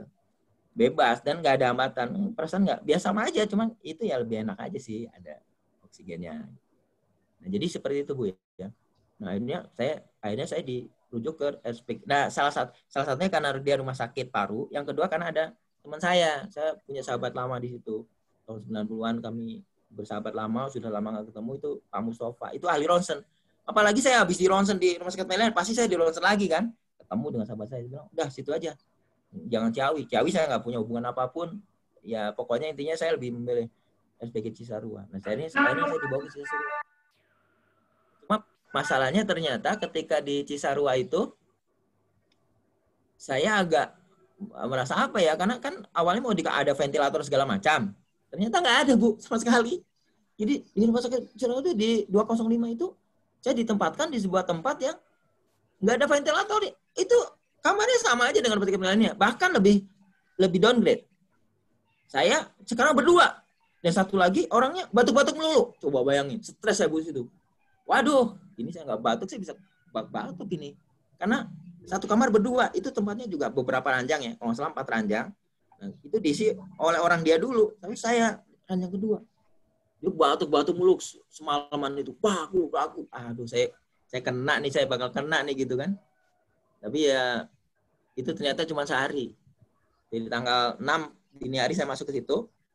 Terus tanggal 7-nya, jadi saya semalam di situ aja tuh. Jadi dini hari saya di situ, kemudian dini hari itu sudah hampir subuh, terus kemudian satu malam saya di 205, lalu paginya datang lagi satu pasien. Wah, ini lebih parah lagi. Berdahak-dahak melulu. Saya semakin stres tuh. Ya Allah, ini pada nyebarin penyakit ke saya ini. Saya kan jarang batuk, saya bilang. Saya ada batuk tapi jarang batuk. Batuk melulu, yang satu batuk melulu, yang satu dak-dak melulu. Wah, itu stres banget tuh. Nah, tapi untung dia begitu masuk, nggak berapa lama saya dipindah. Saya bersyukur dipindah. Wah, saya dipindah nih, bersyukur nih. Tapi saya mikir, kenapa saya dipindah gitu? Rupanya pada saat itu sudah keluar swab test. Jadi pada tanggal 6 itu kelihatannya sudah keluar swab test yang dari Melania. Nah, itu diberikan kepada RSPG Cisarua, bahwa saya positif. Ya, positif. Dia saya tanya, kok saya dipindah ya? Pindah itu sekarang tempatnya sendirian, Bu. Satu ranjang doang, khusus satu ranjang doang. Tempatnya aslinya awalnya lebih nyaman, tapi ternyata itu dingin banget ternyata. Jadi wah, ini enak nih gitu kan. Tapi saya nanya kan sama perawatnya. Itu perawatnya sampai stres kalau sama saya tuh, saya tanyain melulu gitu. Perawatnya itu, ini kenapa saya dipindah gitu? Apa saya sudah positif gitu? Iya, Bapak sudah positif gitu, kata perawatnya. Dari situ Bu, saya langsung ngambil sikap. Kemarin kan saya masih punya harapan. Swab test saya negatif gitu kan. Saya sembuh. Badan saya sejak tanggal yang tadi tanggal 5 itu Bu, itu udah kayak orang biasa Bu. Tapi saya lebih kurus. Karena kan masih makan saya dikit. Ya kan? Lebih kurus. Tapi badan saya nggak lemes, nggak apa gitu. Sehat gitu. Jadi begitu saya dikenakan positif, ya Allah. Ya udah, ini saya harus hadapi. Nah pada saat itu, saya mulai menulis tulisan yang berjudul Hati yang Bahagia. Pada saat di 205 ada 2 tulisan saya. Sebelum kena swab, sebelum tahu swab positif itu saya punya tulisan 2. Itu judulnya yang pertama adalah syukur atas syukur. Itu yang pertama. Itu masih mengharapkan negatif tuh. Yang kedua, tulisan saya udah berjudulnya berprasangka baik, berprasangka baik kepada Allah gitu. Bahwa semuanya ini Allah sudah ngatur gitu. Itu saya masih berharap negatif itu. Begitu sudah dinyatakan positif, keluarlah tulisan saya yang ketiga. Tapi itu bukan di FB. Ini semua saya share-nya di grup-grup. Tulisan saya yang syukur atas syukur dan berprasangka baik, saya share di mana? Mungkin Bapak Ibu bisa bertanya-tanya gitu. Saya share di grup haji saya. Saya haji tahun 2015. Kenapa saya share di ini merupakan energi positif ya? Kenapa saya share di grup haji? Karena menurut saya mereka yang saya harapkan untuk mensupport saya gitu dengan doa-doanya. Mereka itu dulu berhaji bareng-bareng tahun 2015, itu udah punya ikatan emosional kuat. Dan mereka menanggapinya luar biasa memang. Dan itu yang membuat saya dapat energi positif. Jadi saya share di grup haji. Jadi saya nggak share di grup SMA, nggak di share di grup yang apa ya, yang serius-serius gitu nggak. Saya share di grup haji. Itu mereka langsung doain saya. Wah, Pak Dedi. Wah, itu energi positif, Bu. Jadi tulisan pertama saya dan tulisan kedua saya share di grup haji. Ya, nah, kemudian habis itu saya udah mulai tahu bahwa saya positif COVID. Saya beritahukan juga di grup haji. Itu mereka mendoakan saya benar. Itu energi positifnya luar biasa. Lalu saya tulis tulisan yang ketiga, judulnya Hati yang Bahagia. Saya bilang, oke, sekarang saya sudah mengakui menerima bahwa saya positif COVID per tanggal berapa tuh saya tulis? Tanggal 8 berarti. Per tanggal 8 ya. Per tanggal 7 saya udah dipindahin, tapi saya nulis tanggal 8. Per tanggal 8 Agustus ini saya mengakui bahwa saya sudah dinyatakan positif COVID, dan inilah sikap saya. Saya langsung tulis, saya memilih hati yang bahagia. Akan saya hadapi COVID-19 ini dengan hati yang bahagia. Saya sebutin alasannya di situ. Kenapa? Kalau saya hadapi dengan kesedihan, itu akan menurunkan imunitas saya bilang. Nah, ini nanti silakan Bu Dokter menelitinya dari sisi medis ya. Tapi saya bilang kalau saya mengatasi ini dengan bahagia, itu katanya ada semacam apa itu endorfin apalah gitu ya, yang saya pernah dengar gitu. Itu akan membuat kita imunitasnya meningkat. Saya bilang begitu. Dan saya bilang, apakah pilihan saya ini rasional? Saya bilang, insya Allah ini rasional. Berdasarkan pemikiran saya. Jadi saya akan memilih hati yang bahagia. Tapi memang tidak mudah, Bu, memilih hati yang bahagia itu. Pertama kali adalah, cobaannya adalah, ternyata kamar saya itu, ketika saya huni dari tanggal 7, melewati sampai ke tanggal 8, dinginnya, Bu, luar biasa. Wah, ini saya nggak tahu juga, saya mau tanya ke dokter Dian ya. Tapi ada beberapa yang mahasiswi kedokteran, teman-teman saya mengatakan bahwa memang iya itu di setting ini bisa dingin banget gitu, katanya. Karena itu namanya adalah, disebutnya sebagai kamar bertekanan negatif atau bertekanan rendah, saya nggak tahu, itu antara dua istilah itu. Jadi, wah, saya mau bahagia, ternyata saya dimasukin ke kulkas, coba. Itu kayak di Bromo, kayak di Dieng, kayak di Gunung Gede gitu. Untungnya saya dibawain ini ya, dibawain apa namanya, dibawain jaket, dibawain sweater gitu. Tapi tembus juga, Bu. Itu efeknya saya, semalam itu, saya tidur 1 jam. Bayangin, paginya mata saya merah, Bu. Kan ada cermin di situ. Wah, mata saya merah. Iya, semalam. Yang lainnya apa? Gelombang. Itu yang namanya itu kan saya udah pakai sweater. Pakai sweater ya. Pakai lagi jaket hangat. Jadi udah 2 nih. Sama saya kerubuk selimut itu. Selimut itu ada 2. Selimutnya si RSPG Cisarua. Itu selimut apa ya? Pokoknya tebel gitu. Bahannya tebel gitu pokoknya. Gitu ya. Salah selimut satu. Satu lagi saya selimutin selimut bawaan keluarga. Itu saya kerungkepin gitu, Bu. Paham ya, kerungkepin ya. Jadi nggak kelihatan apa pose di dalam itu kayak gini aja gitu. Itu selama saya nggak bisa tidur itu, aduh, tersisa itu. Makanya saya kan bawa HP itu. Jadi saya kerungkepan di HP itu, saya lihat ada nggak nih grup yang lagi chatting. Itu kadang kalau malam-malam tuh ada WA grup itu yang kan typing gitu ya. Saya samperin tuh. Weh, belum tidur ya? Ya, tak gitu. Waktu itu belum FB-an. Saya belum FB-an kalau nggak salah. Karena belum saya share saya belum posting di FB. Pokoknya saya cari aja tuh grup-grup tuh. Ada orang-orang yang insomnia ya. Tiba-tiba ngetik tuh. Share puisi gitu. Saya bilang, kamu belum tidur ya? Ya, udah sama saya ngobrol gitu. Pokoknya nggak bisa tidur, Bu. 1 jam aja. Nah, itu ternyata memilih hati yang bahagia juga nggak gampang gitu. Tapi saya kan sudah bertekad ya. Waduh, saya tetap bahagia lah. Pokoknya saya datengin EB-EB yang lucu-lucu itu. Biasanya teman-teman kantor, bukan teman kantor malah, teman-teman SD, teman-teman SMA gitu yang lucu-lucu. Kalau teman kantor biasanya ngurusin pekerjaan saya skip tuh. Wah, saya nggak mau capek segala macam. Nah, itu ini yang pertama. Dari sisi tantangannya gitu ya. Ternyata nggak mudah untuk memilih hati yang bahagia itu. Sebagaimana tulisan saya itu. Tapi yang berikutnya, saya dapat kemudahan-kemudahan juga.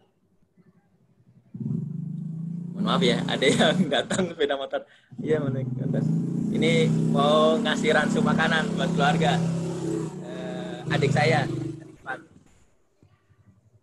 Itu sarang motor tadi. Nah, tapi ternyata banyak kebaikannya juga ternyata setelah kita melihat yang bahagia itu. Saya kenapa stres? Kenapa saya sebenarnya nggak mau di opnam itu satu? Itu persoalan makanan. Saya harus jujur, persoalan makanan. Saya makan di rumah sakit Melania Bogor itu, saya makan cuma 5 suap, 7 suap. Buat apa? Minum obat. Ya kan kita perlu minum obat ya, Bu. Kalau nggak diminum kan obatnya, kita nggak akan sembuh gitu kan.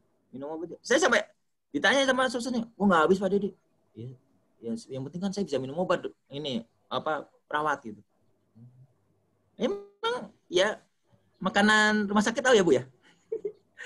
Bu Dokter Dian deh. Pak Eri Subowo pernah di rumah sakit mungkin tahu makanan rumah sakit apa. Tapi ternyata ketika saya melihat yang bahagia itu di situ pertolongan yang saya rasakan luar biasa. Jadi meskipun masalah kamar tadi saya bilang kamarnya kulkas ya, sedingin kulkas itu. Tapi soal makanan, Bu, makanan, Bu. Saya sarapan pertama kali sejak saya di kaca piring 205 yang bersama dengan 1 orang lagi yang batuk-batuk itu sudah enak. Saya sangat kaget. Makanan kok enak banget ya? Habis Bu, habis. Saya pikir itu cuma pagi aja, siangnya habis juga, malamnya habis juga. Itu pernah saya ketika sarapan keberapa gitu ya, setelah berapa kali gitu. Karena saya begitu, wah kok enak banget ya, sampai saya lahap gitu. Saya nangis, Bu. Saya belum pernah nangis karena makanan. Saya enak-enak makanan. Saya itu orang Pekalongan, senangnya sego megono, tauto, garang asem. Itu enak-enak. Tapi saya nggak pernah nangis gara-gara makanan. Tapi di rumah sakit RSPG Cisarua itu, saya benar-benar nangis.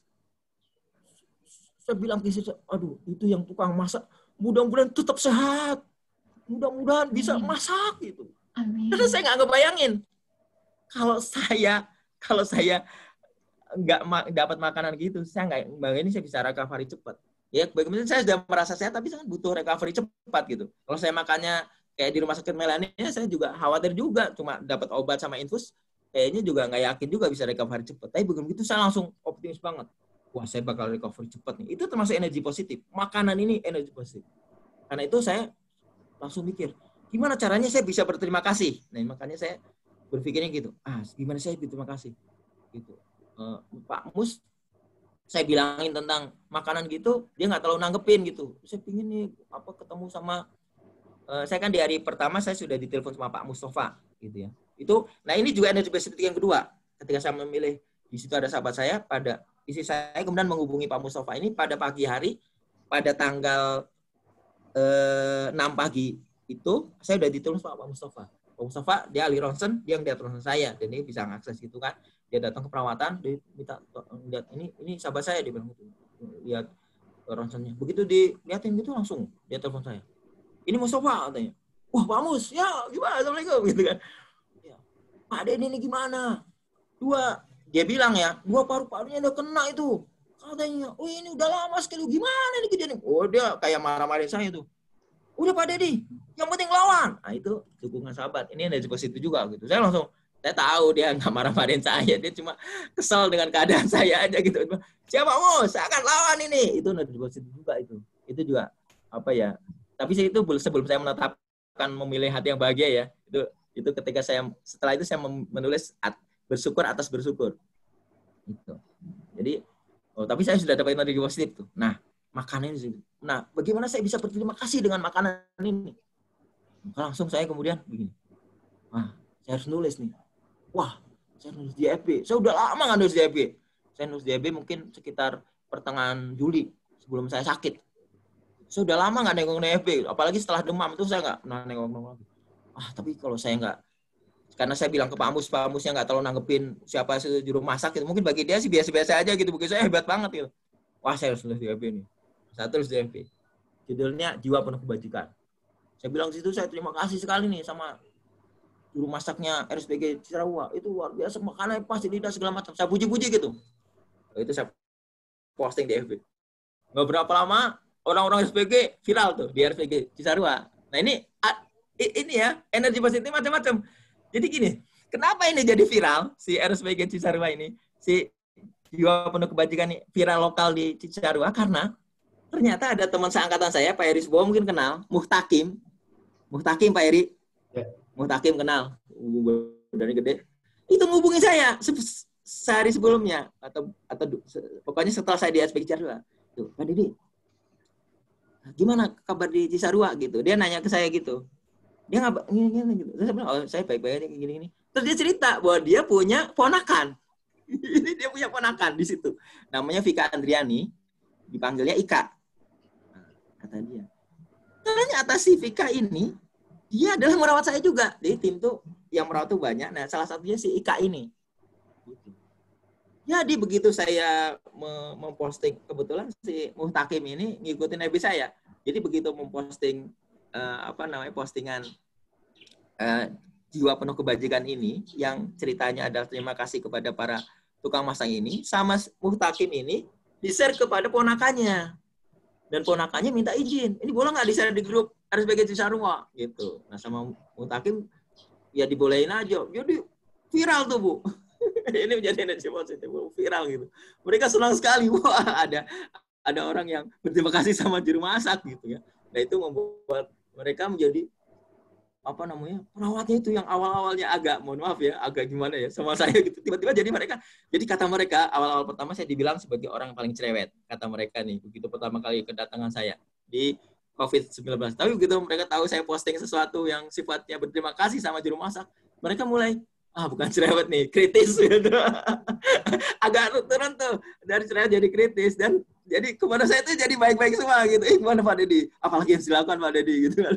Saya bilang enggak, cukup, terima kasih gitu. Jadi semuanya baik semua perawat tuh. Itu ada baiknya juga. Jadi itu energi positifnya itu gitu. Waduh, alhamdulillah gitu ya. Saya bersyukur sekali gitu. Dan ternyata dukungannya itu sampai juga di direktur utama RSPG tulisan saya itu. Dan dia menghargai banget. Dan setelah tulisan Jiwa Penuh Kebajikan, saya nulis lagi. Namanya judulnya Para Profesional Mulia. Dan saya berterima kasih kepada Dr. Indah, kepada RS Milenia, dan juga tim medisnya RSPG Cisarua. Menurut saya mereka profesional semua, termasuk perawat-perawatnya. Itu mereka mendapatkan ujian dari Dirut RSPG yang baru. Itu namanya Dr. Sila. Ya, Dr. Sila baru di ini bulan Agustus, baru dilantik bulan Agustus. Jadi Dirutnya baru, begitu dapat laporan begitu, mereka terima kasih, wah hebat kalian berarti melayani. Padahal awal-awal itu sama saya agak jutek tuh perawatnya itu. Tapi saya puji begitu, mereka ada pujian, wah mereka tambah pelayanannya bagus tuh ke saya tuh. Setiap kali itu, apalagi Pak Dedi gitu. Cukup, makasih gitu. Tapi saya pokoknya selalu berusaha berhubungan dengan mereka dengan baik ya.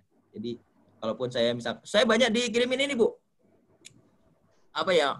Sama teman-teman ya dari jauh. Pak Dedi bisa nggak dikirim? Ya bisa sih, pokoknya dikirim aja nanti sampai ke kamar. Pokoknya nanti pasti ini. Tapi nyampainya itu agak lama, bisa 2 hari kemudian gitu ya. Saya dikirim bangsa kayak macam-macam lah. Ada yang sobat semprot gitu, ada yang pil gitu. Itu saya tanyain dulu ke dokter. Kalau dokter datang tuh, ini boleh nggak buat saya? Oh boleh tuh. Ya udah kalau saya yang belum itu saya biarin aja gitu. Itu ada banyak kiriman tuh dari teman-teman stan ya terutama ya, karena kan memang. Oh jadi begitu Bu. Wah itu menjadi energi positif juga buat saya tuh. Nah energi positif berikutnya adalah ini datang pertama kan saya kan ada di lingkungan itu Bu ya. Ada di sebuah kamar. Cuma ngelihat kamar doang nih Bu. Itu ada jendela. Itu jendelanya bukan bening, jendelanya itu jendela putih. Jadi ngelihat luar juga nggak bisa itu. Saya pernah sekali, saya kan orangnya agak bandel-bandel dikit juga sebenarnya ya, kalau nggak ketahuan ya. Saya agak bandel dikit. Saya coba buka tuh, nggak bisa. Terus begitu ada perawat, saya bilang, perawat bisa dibuka nggak? Oh nggak boleh Pak. Saya bilang, oh iya nggak boleh. Yaudah. Padahal saya pasti dilihat sama CCTV itu. Saya kadang bandel gitu, buka gitu. Pengen lihat luar gitu, udah lama nggak lihat luar gitu ya. Jadi seperti itu. Nah jadi suatu saat begini.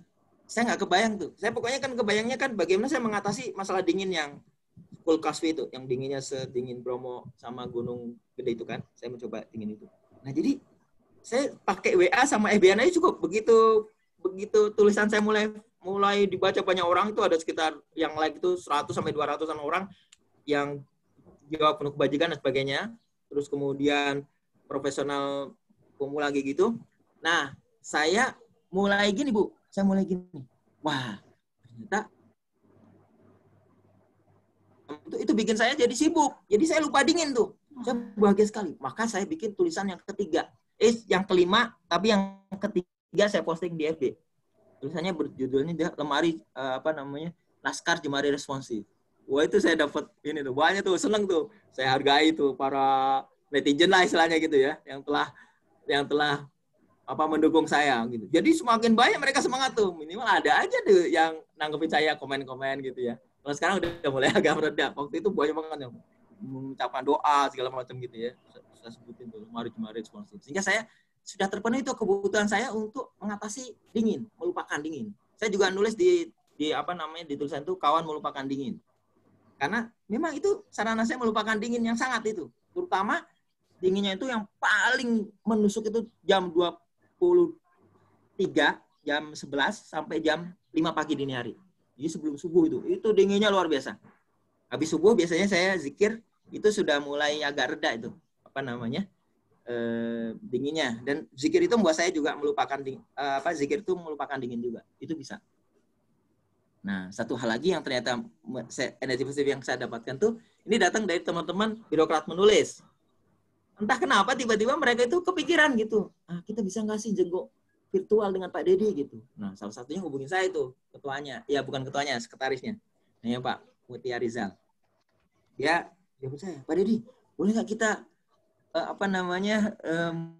membesuk virtual gitu? Wah, saya baru kepikiran, iya ya, saya kan perlu ngeliat keluar juga gitu. Saya ngeliatnya cuman tembok sana, tembok sini, ngeliat kamar mandi doang, 5 teranjang saya, aduh, iya bener tuh, boleh gitu.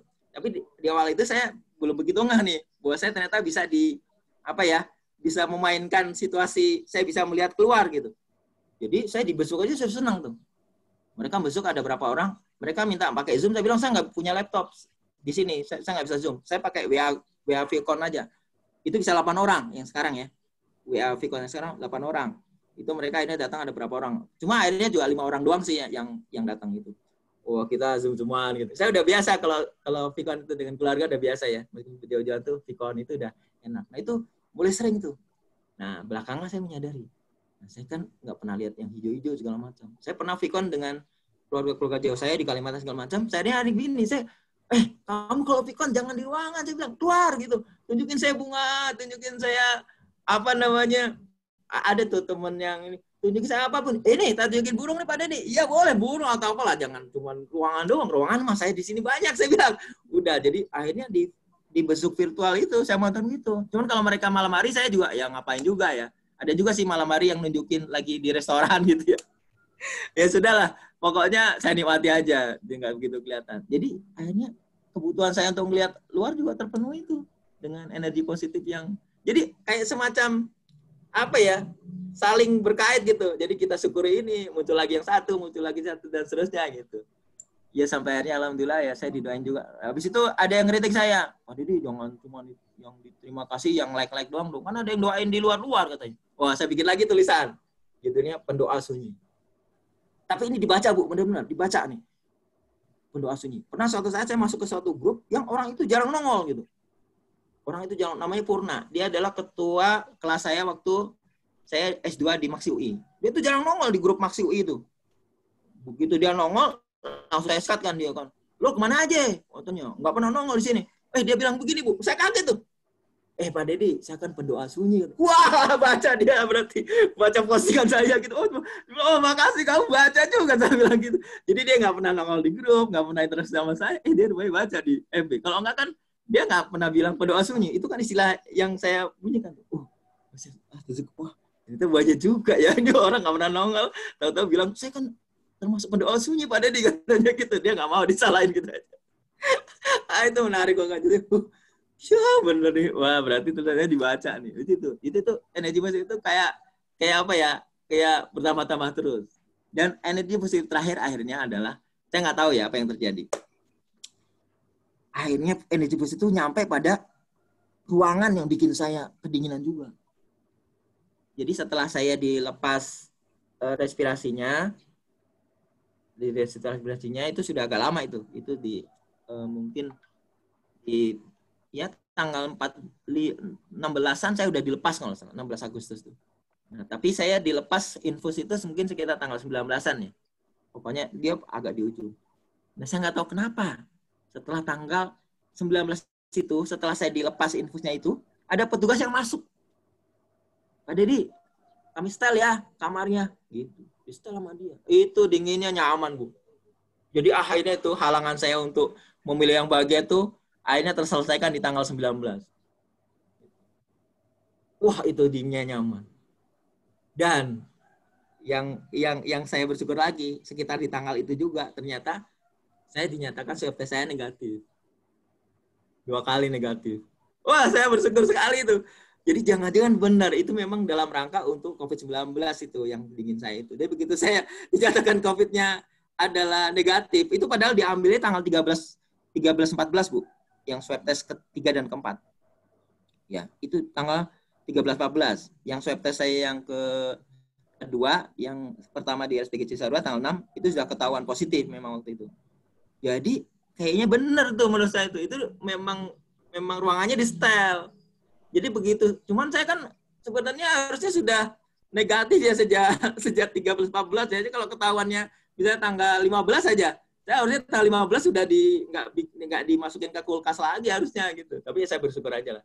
Jadi benar itu. Setelah itu ada kabar berita Pak Deddy sudah negatif. Waduh, saya bersyukur banget tuh. Langsung saya share itu. Langsung saya rekam saya langsung nyatakan diri di VP. Alhamdulillah, saya dinyatakan negatif gitu.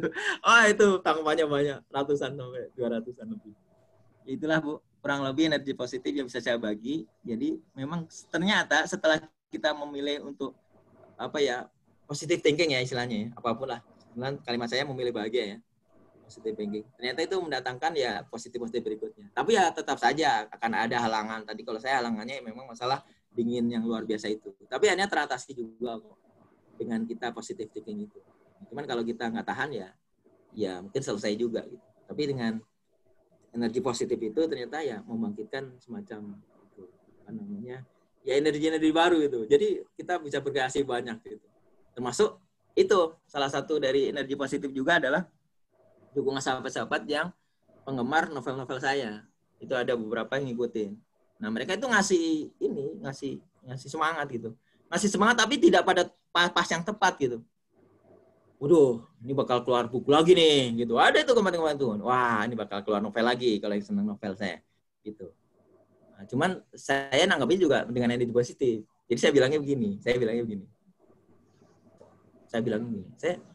Ya insya Allah saya akan menulis novel kalau saya sembuh gitu. Kenapa kalau saya nggak sembuh ya percuma juga saya nulis novel buat apa gitu kan? Ya sembuh gitu. Itu kan karena saya nggak tahu apakah saya akan mau sembuh atau enggak kan? Karena hasil swab test kan belum keluar juga gitu. Jadi saya bilang begitu. Ya makanya ketika kemudian saya dinyatakan negatif tuh kemudian saya boleh keluar, maka pada sejak itu juga saya udah mulai ngumpulin bahan terus udah nulis. Sampai sekarang udah nulis. Nanti insya Allah sekitar tanggal 7 ini mau saya selesaiin. Karena tanggal 7 saya harus kontrol lagi ke Cisarua lagi. Untuk dikasih stempel terakhir lah. Bahwa saya udah normal bener atau enggak gitu ya. Dan selama itu saya di karantina di rumah. Makanya saya masih di lingkungan rumah ini. Cuma saya ya di lingkungan ini aja, di halaman ini. Dan sebagainya gitu. Sebentar nih ada suara motor karena mau keluar. Iya nggak apa-apa, keluar aja. Nah jadi seperti itu yang bisa saya ceritakan. Ya mudah-mudahan ini bisa memberikan semacam satu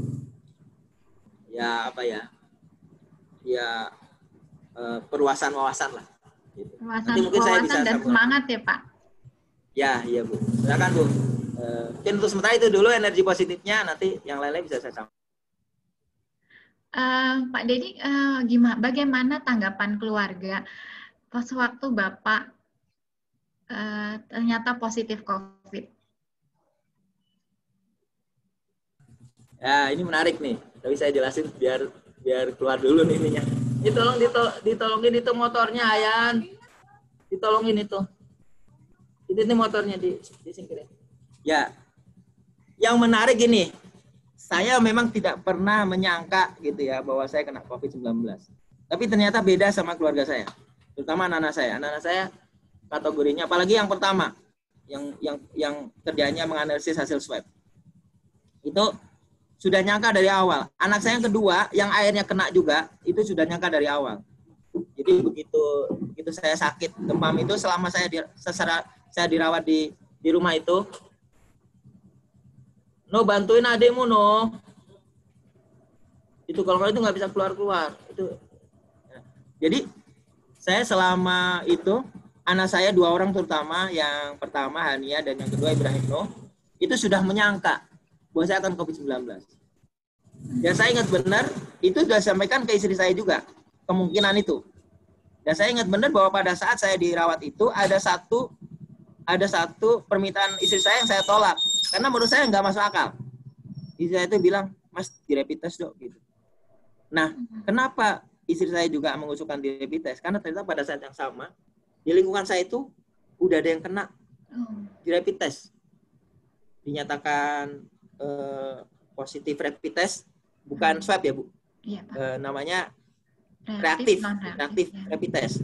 Itu ada tetangga yang akhirnya saya lacak, itulah yang pernah juga rapat sama saya. Jadi mungkin bukan dia menularkan saya mungkin, tapi juga orang lain mungkin nularin ke dia, nularin ke saya juga. Jadi ada ini kerja di Jakarta, ternyata pada saat saya sakit itu ada yang terkena rapid test di kantornya dan dinyatakan reaktif. Sehingga istri saya mengajukan itu. Tapi itu saya tolak. Saya bilang, enggak ada hubungannya nih. Udah fokus dengan penyakit saya aja. Enggak ada hubungannya dengan itu. Jadi Keluarganya udah siap banget ini ternyata. Begitu nyatakan, makanya nanti di novel saya di bab 1 itu judulnya Si Keras Kepala. Itu nyeritain tentang saya yang keras kepala. Karena anak saya udah duga bahwa saya kena COVID, tapi saya nggak pernah mau dengerin itu. Karena saya merasa enggak gitu. Jadi anak saya sudah menduga. Jadi begitu saya dinyatakan COVID itu, oh udah, keluarga saya mah biasa-biasa aja gitu. Yang kaget ketika kemudian ternyata, nah setelah saya kena begitu saya dinyatakan positif COVID, langsung di puskesmas itu merepit tes mereka, Bu. Berempat nih, anak saya 3 sama istri saya. Dan itu ternyata non reaktif semua. Saya udah alhamdulillah tuh. Tapi hati saya itu sebenarnya mengkhawatirkan karena istri saya itu merawat tuh sekian lama, dan dalam merawat ya nggak pakai masker lah, orang kita memang sekamar ya. Nah, tapi kemudian kan di swab test. Nah, di swab test istri saya kena. Istri saya, nah itu pukulan saya kedua itu. Setelah saya memilih hati yang baik itu pukulan kedua ya. Pukulan saya yang kedua. Pukulan berikutnya ya setelah masalah dinginnya kamar itu, pukulan saya yang kedua yang secara mental ada itu. Wah, saya akhirnya nulis di tulisan saya namanya Rida. Wah, itu di like banyak orang tuh. Pada senang semua. Karena mereka mendoakan semua ya. Udah Pak Dedi ini semangat. Ya saya dalam posisi sebenarnya butuh ini. Tahu-tahu ada berita buruk kan. Wah Mas, ternyata ada siapa? Si Ibrahim Nuh ini sama anak penengah sama istri saya gitu. Dan itu yang nganterin saya waktu ke S Milenia gitu. Jadi menurut saya ya wajar sih. Nah, saya khawatir, saya menangisi mereka. Kenapa? Saya khawatir mereka akan mengalami hal yang sama dengan saya, ditempatkan di kamar yang sangat dingin. Itu saya menangis. Saya itu sebenarnya orangnya ya jarang nangis, tapi begitu kayak gitu saya nangis juga. Tapi setelah saya lihat perkembangannya, mereka ditempatkan di mana? Oh, mereka ditempatkan di rumah karantina Pemkab Bogor di Kemang Bogor. Akhirnya saya kemudian terus saya tanya gimana dengan suasana kamarnya? Oh, kamarnya kayak di RS Melania sama yang di SPG Cisarua sebelum menyatakan COVID-19 gitu. Kamarnya biasa aja gitu. Ya, dingin-dingin empuk lah gitu ya. Itu kan enak. Nah, itu saya langsung tenang. Oh, udahlah. Mereka happy berarti. Berarti mereka nggak berat gitu dalam hati saya gitu. Itu sih, Bu. Jadi keluarga saya udah lebih siap gitu ya. Keluarga saya lebih siap karena mereka udah menduga bapaknya itu kena COVID. Saya aja yang nggak pernah mau dengerin. Saya kena tipes gitu. Saya berkali-kali ditanya waktu itu kena sakit apa di tipes, dia bilang gitu. Sampai akhirnya dinyatakan PDP. Kemudian ketika Pak Dedi tahu bahwa saturasinya itu turun menjadi 60, itu bagaimana perasaan Pak Dedi dan gimana cara Pak Dedi mengelola hati ya, kalau saya bilang mengelola hati, menimbulkan semangat untuk itu kan pada saat sangat kritis itu sebenarnya pada saturasi seperti itu ya Pak Dedi. Iya. Itu Pak, kita pasti pernah dengar suara-suara baca dimanapun kondisi seperti ini, kondisi kritis. Gimana cara Pak Dedi mampu menumbuhkan energi positifnya pada saat itu, Pak? Kemudian kalau sudah masuk ke rumah sakit rumah sakit paru, itu kan mulai membaik ya, Pak. Tapi begitu begitu mendengar, gimana caranya, Pak? Mohon di-share kepada kami. Ya, gitu, Bu. Jadi gini, Bu, saya sebenarnya awam terkait dengan saturasi ini. Benar-benar awam terkait dengan saturasi ini. Jadi, saya baru ngeh dibilangin saturasi itu ketika pada saat saya dinyatakan oleh Dr. Christine di RS Milenia bahwa saturasi saya itu 64 sampai 88. Ya kan? Saya terus terang punya kenalan banyak dokter, Bu. Saya ini orangnya tipikal senang berteman ya, di mana-mana saya punya teman gitu. Meskipun ya teman ya misalkan dengan Budian gitu itu saya anggap teman gitu, itu aja langsung. Jadi beberapa kontak dokter langsung saya tanya, ini gimana ini saturasi ini? Ada yang bilang, Pak Dedi. Nah, itu saya tahunya agak belakangan tuh. Pak Dedi, saturasi itu masih aman ketika sampai di 65. Gitu. Lah saya kaget juga kan. Tapi kan saya tahu 64 itu kan setelah saya diberitahu oleh dokter itu setelah 64 sampai 88, Bu. Ya kan? Berarti saya posisi di 88 dong, bukan di 64 lagi. Pak Dedi kemarin saturasi sempat 64 tapi sekarang udah 88. Jadi begitu saya kemarin kok saya di bawah 65. Jadi saya nggak tahu langsung pada saat posisi 64 itu, Bu. Cuman saya merasakan lemas yang luar biasa. Itu adalah malam di tanggal 3. Itu saya lemesnya luar biasa saat saya di ronsen gitu. Itu lemesnya luar biasa. lemesnya luar biasa. Saya nggak demam, tapi lemesnya luar biasa. Itu saya ini. Tapi saya nggak tahu saturasi. Cuma saya udah kebayang-bayang mau mati, ada. Saya kebayang-bayang mau mati, ada. Tahu nggak, Bu Dian, siapa orang yang sering kebayang-bayang di wajah saya? Itu sahabat saya. Dia sudah meninggal. Pak Heri Subowo tahu, karena Nastan juga. Itu Raden Basuki Luki Fajar. Itu berapa kali kebayang wajahnya itu lagi senyum sama saya. Cuma ini orang meninggal ya. Kok kebayang-bayang di wajah saya gitu. Ada apa ini gitu. Selama saya itu mulai dari rumah sih. Jadi selama saya demam, itu wajah itu selalu ngebayang-bayangin saya itu. Wajahnya lagi senyum, lagi. Lima orangnya itu Pak Heri Subowo tahu. Orangnya kocak nih. Ini orang Semarang. Itu sahabat kental saya. Itu sudah meninggal setahun yang lalu kalau nggak salah. Itu kebayang-bayang terus. Tapi lagi senyum. Saya juga, ini apa-apaan ya? Dia kok ngebayang-bayangin saya gitu. Tapi saya nggak sempat berpikir panjang. Cuma saya kondisi lemes. Kok saya ingat lagi wajahnya. Saya cuma bilang, wah ini sahabat saya nih. Itu sampai saya lemes itu yang kebayang-bayang wajahnya dia. Ya, padahal saya punya orang tua juga nggak kebayang wajah orang tua saya. Wajahnya dia kebayang-bayang terus. Apa saya mau meninggal gitu? Saya mikir gitu. Tapi ya sudah gitu. Ya sudah lah kalau saya istilahnya apa ya? Ya harus begitu gitu ya. Jadi itu yang kebayang-bayang itu. Sejak saya demam sampai saya lemes itu kebayang-bayang terus. Akhirnya saya pulih lagi. Nah, jadi pada posisi 64 tuh saya nggak tahu kalau saturasi saya 64, tapi saya ngerasain. Jadi apa yang saya lakukan ya karena saya dapat dukungan dari istri saya, dari anak saya itu yang ini yang terbaik itu. Itu aja yang bikin saya energi positif. Saya nggak tahu. Jadi saya tahu saturasi saya 64 setelah saturasi saya 88. Dan setelah saya tahu bahwa kata dokter Dr. Ferry, sahabat saya bahwa Pak Dede itu mengkhawatirkan kalau 65. Loh, saya kaget. Berarti saya sudah ngelewatin itu 64, tapi sekarang 88. Jadi saya, masa saya turun lagi gitu. Itu sih Bu. Jadi saya nggak pernah tahu persis pada saat 64 itu, tapi saya merasakan lemas sekali. Nah sejak saat itu saya mulai ngebaca kan, karena kan saya nggak ada kegiatan. Saya pengangguran nih. Apalagi di RSPG Cisarua itu saya pengangguran tuh. Saya cuma bisanya WA, EB gitu kan. Saya pengangguran bener tuh, cuma nulis-nulis aja gitu. Akhirnya saya coba cari-cari artikel. Karena kebetulan di lingkungan WA saya itu banyak yang mensuplai gitu. Tiba-tiba ada yang ngasih suplai.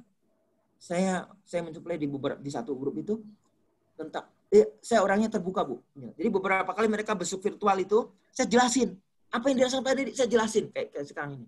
Saya jelasin kondisi saya posisi saya begini. Saya saya selalu dibilang sesak gitu, padahal saya nggak sesak gitu. Saya ceritain tuh yang perawat itu. Saya nggak tahu waktu itu maksudnya saturasi itu apa. Oh, bukan saturasi udah mulai tahu, tapi happy hypoxia syndrome. Sampai suatu saat ada satu WA grup yang dia bilang, jadi dia cerita sama lingkungannya, sama tetangganya. Terus dia bilang, tetangganya ini ngasih artikel ke dia. Ini kayaknya yang dibilang sama Bang Imat.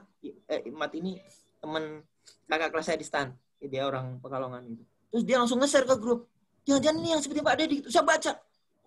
Itu hypoxia syndrome kejadian tanggal 19. Kejadiannya orang Banyumas yang 3 orang meninggal dengan hypoxia syndrome pada tanggal 75. Oh iya persis banget. Ini benar nih kayak saya nih. Cuma alhamdulillah saya nggak meninggal. Itu 75. Nah, kemudian dari situ saya masuk ke grup yang lain, ada lagi yang ngasih artikel segala macam, saya baca gitu. Jadi saya tahunya agak belakangan Bu sebenarnya terkait dengan saturasi. Saya udah mulai tahu sejak dokter Christine ya, itu ngasih tahu. Saya nanya sebenarnya batasnya berapa sih, yang dibilang batas paling minimal 65 itu yang nggak berbahaya. Berarti saya udah ngelewatin bahaya sebenarnya 64 itu. Saya sudah di 88. Jadi pada saat 64 sendiri saya nggak tahu, tapi saya memang mengalaminya. Saya mengalami lemas yang luar biasa. Jadi memang lemas ini menurut saya ada hubungannya dengan saturasi. Makanya harus hati-hati. Mungkin itu Bu Dian penjelasannya. Ya, ini luar biasa sekali yang sudah di-share kepada kami. Pengalaman langsung dari seorang penyintas COVID-19 yang juga mendapat bantuan dari banyak sekali lingkungannya, lingkungan keluarga, lingkungan rumah sakit sendiri, lingkungan teman-teman dekatnya, mampu meningkatkan imunitas selulernya melalui rasa bahagia, energi positif yang ditimbulkan juga oleh beliau adalah selalu berpositif thinking terhadap apapun. Seperti itu. Ya, iya, Bu. Kalau dari Pak Dedi ini sendiri ada beberapa hal yang bisa saya simpulkan ya Pak. Luar biasa bahwa kemampuan Bapak terhadap stresor sangat tinggi sekali. Kemampuan menahan stres yang luar biasa ini bisa dilampaui. Yang lainnya adalah COVID-19 adalah penyakit yang nyata. Tidak terlihat mata, tapi dirasakan langsung oleh penderitanya. Penyebarannya cepat, bisa menimbulkan gejala ringan pada anak Bapak ya Pak ya. Ada yang gejala pada istri Bu. Oh, pada istri saya. Ringan ya Pak. Ringan ya. Ringan, kemudian juga bisa gejala sedang, berat seperti anak saya Bapak, itu. bahkan masuk pada kondisi kritis ya. Kemudian bahkan ada yang tanpa gejala. Kita juga harus selalu mematuhi protokol kesehatan. Tidak hanya di lingkungan kantor, tapi juga kita harus waspada dengan lingkungan tempat tinggal kita. Apabila memungkinkan untuk dibuat suatu manajemen gugus tugas COVID di lingkungan rumah kita, akan lebih baik. Karena gugus tugas COVID itu akan mampu, paling tidak ada rasa sungkan gitu ya Pak Dedi di dalam hati. Menegur kalau ada orang yang tidak pakai masker. Jadi dia punya semacam tugas wewenang untuk menegur orang. Jadi, oh iya, Bapak itu memang harus ditegur. Jadi, sesuai fungsinya. Kemudian seperti Pak Dedi, segera langsung berkonsultasi dengan dokter atau layanan kesehatan bila merasa ada yang tidak biasa dengan tubuh kita. Kemudian juga kita harus waspada pada hal-hal yang lainnya, seperti kemungkinan penularan pada ruangan yang tanpa jarak. Kalau kita bilang kan harusnya di atas 1 meter atau 1,5 meter. Tapi kalau kurang dari 1 meter seperti di lingkungan Pak Dedi, di lingkungan masjidnya itu sangat membahayakan. Kemudian kita lihat dari cara Pak Dedi menimbulkan energi positif ini sangat luar biasa, yaitu dengan menumbuhkan rasa syukur terus-menerus dalam setiap harinya, setiap langkahnya, pada saat tidurnya, itu selalu bersyukur kepada yang melakukan bantuan kepada Pak Dedi sendiri, seperti suster, perawat, dan juga teman-teman, itu sangat membantu. Karena mereka juga sebagai makhluk biasa ya Pak, tenaga kesehatan juga pasti ada kurangnya, tapi kalau dengan pujian Pak Dedi itu pasti menambahkan semangat Pak untuk kita. Iya Bu. Saya rasain namanya juga orang capek, tapi kalau ditimbulkan semangatnya, aduh rasanya bangga sekali Pak. Apalagi itu oleh pasien yang terawat seperti itu. Iya. Dan juga menjalin silaturahmi. Jadi kalau minjem istilah Pak Dedi, dibesuk dengan cara virtual ya Pak. Ya. Dibesuk dengan cara virtual itu benar-benar membangkitkan semangat. Ini yang harus di-share juga ke grup lain, bahwa ada beberapa pasien saya juga yang positif COVID, itu ternyata cara Pak Dedi ini sangat ampuh. Kalau saya bilang ini akan menjadi sangat ampuh dibesuk secara virtual, karena dengan itu kan saat Pak Dedi itu sedang berada di ruangan dengan tekanan negatif, karena itu suhunya itu berkisar kurang dari 20 derajat Pak. Jadi benar Bu, Masya Allah. Jadi benar ya. Negatif aduh, ada itu 20 derajat. Jadi memang dingin banget itu. Terhadap stres itu sangat kuat, stres fisik dan emosional. Itu stres saya itu sama yang obat tadi Bu. Saya nanti tolong di ini Bu, obat yang kayak CDR Bu. Itu bikin saya stres juga tuh, tapi saya minum juga. Itu di lidah itu aduh. Terasa ya Pak, yang itu adalah vitamin C dengan dosis tertinggi yang bisa kami berikan. Karena berapa itu Bu? Berapa itu Bu? Di atas 2000 itu Pak. Tertinggi yang mungkin bisa diadaptasi oleh ginjal. Sekali lagi luar biasa Pak Dedi ini, kalau kita lihat saya tadi dengernya gitu ya, mampu menahan tekanan negatif dengan suhu kurang dari 20 derajat dengan kelembapannya itu sekitar 30% Pak. 30%. Iya. Tapi saya untuk bernapas nggak masalah Bu. Cuma dingin aja. Dinginnya bernapas tuh. Pak. Wah ya bernapas tuh nggak apa-apa gitu, tapi dingin aduh. Benar-benar luar biasa itu. Pak Dedi itu. Jadi stresor emosionalnya karena COVID ada, stresor fisiknya karena dinginnya ruangan bisa dilampaui. Ini luar biasa yang sudah di-share kepada kami, Pak.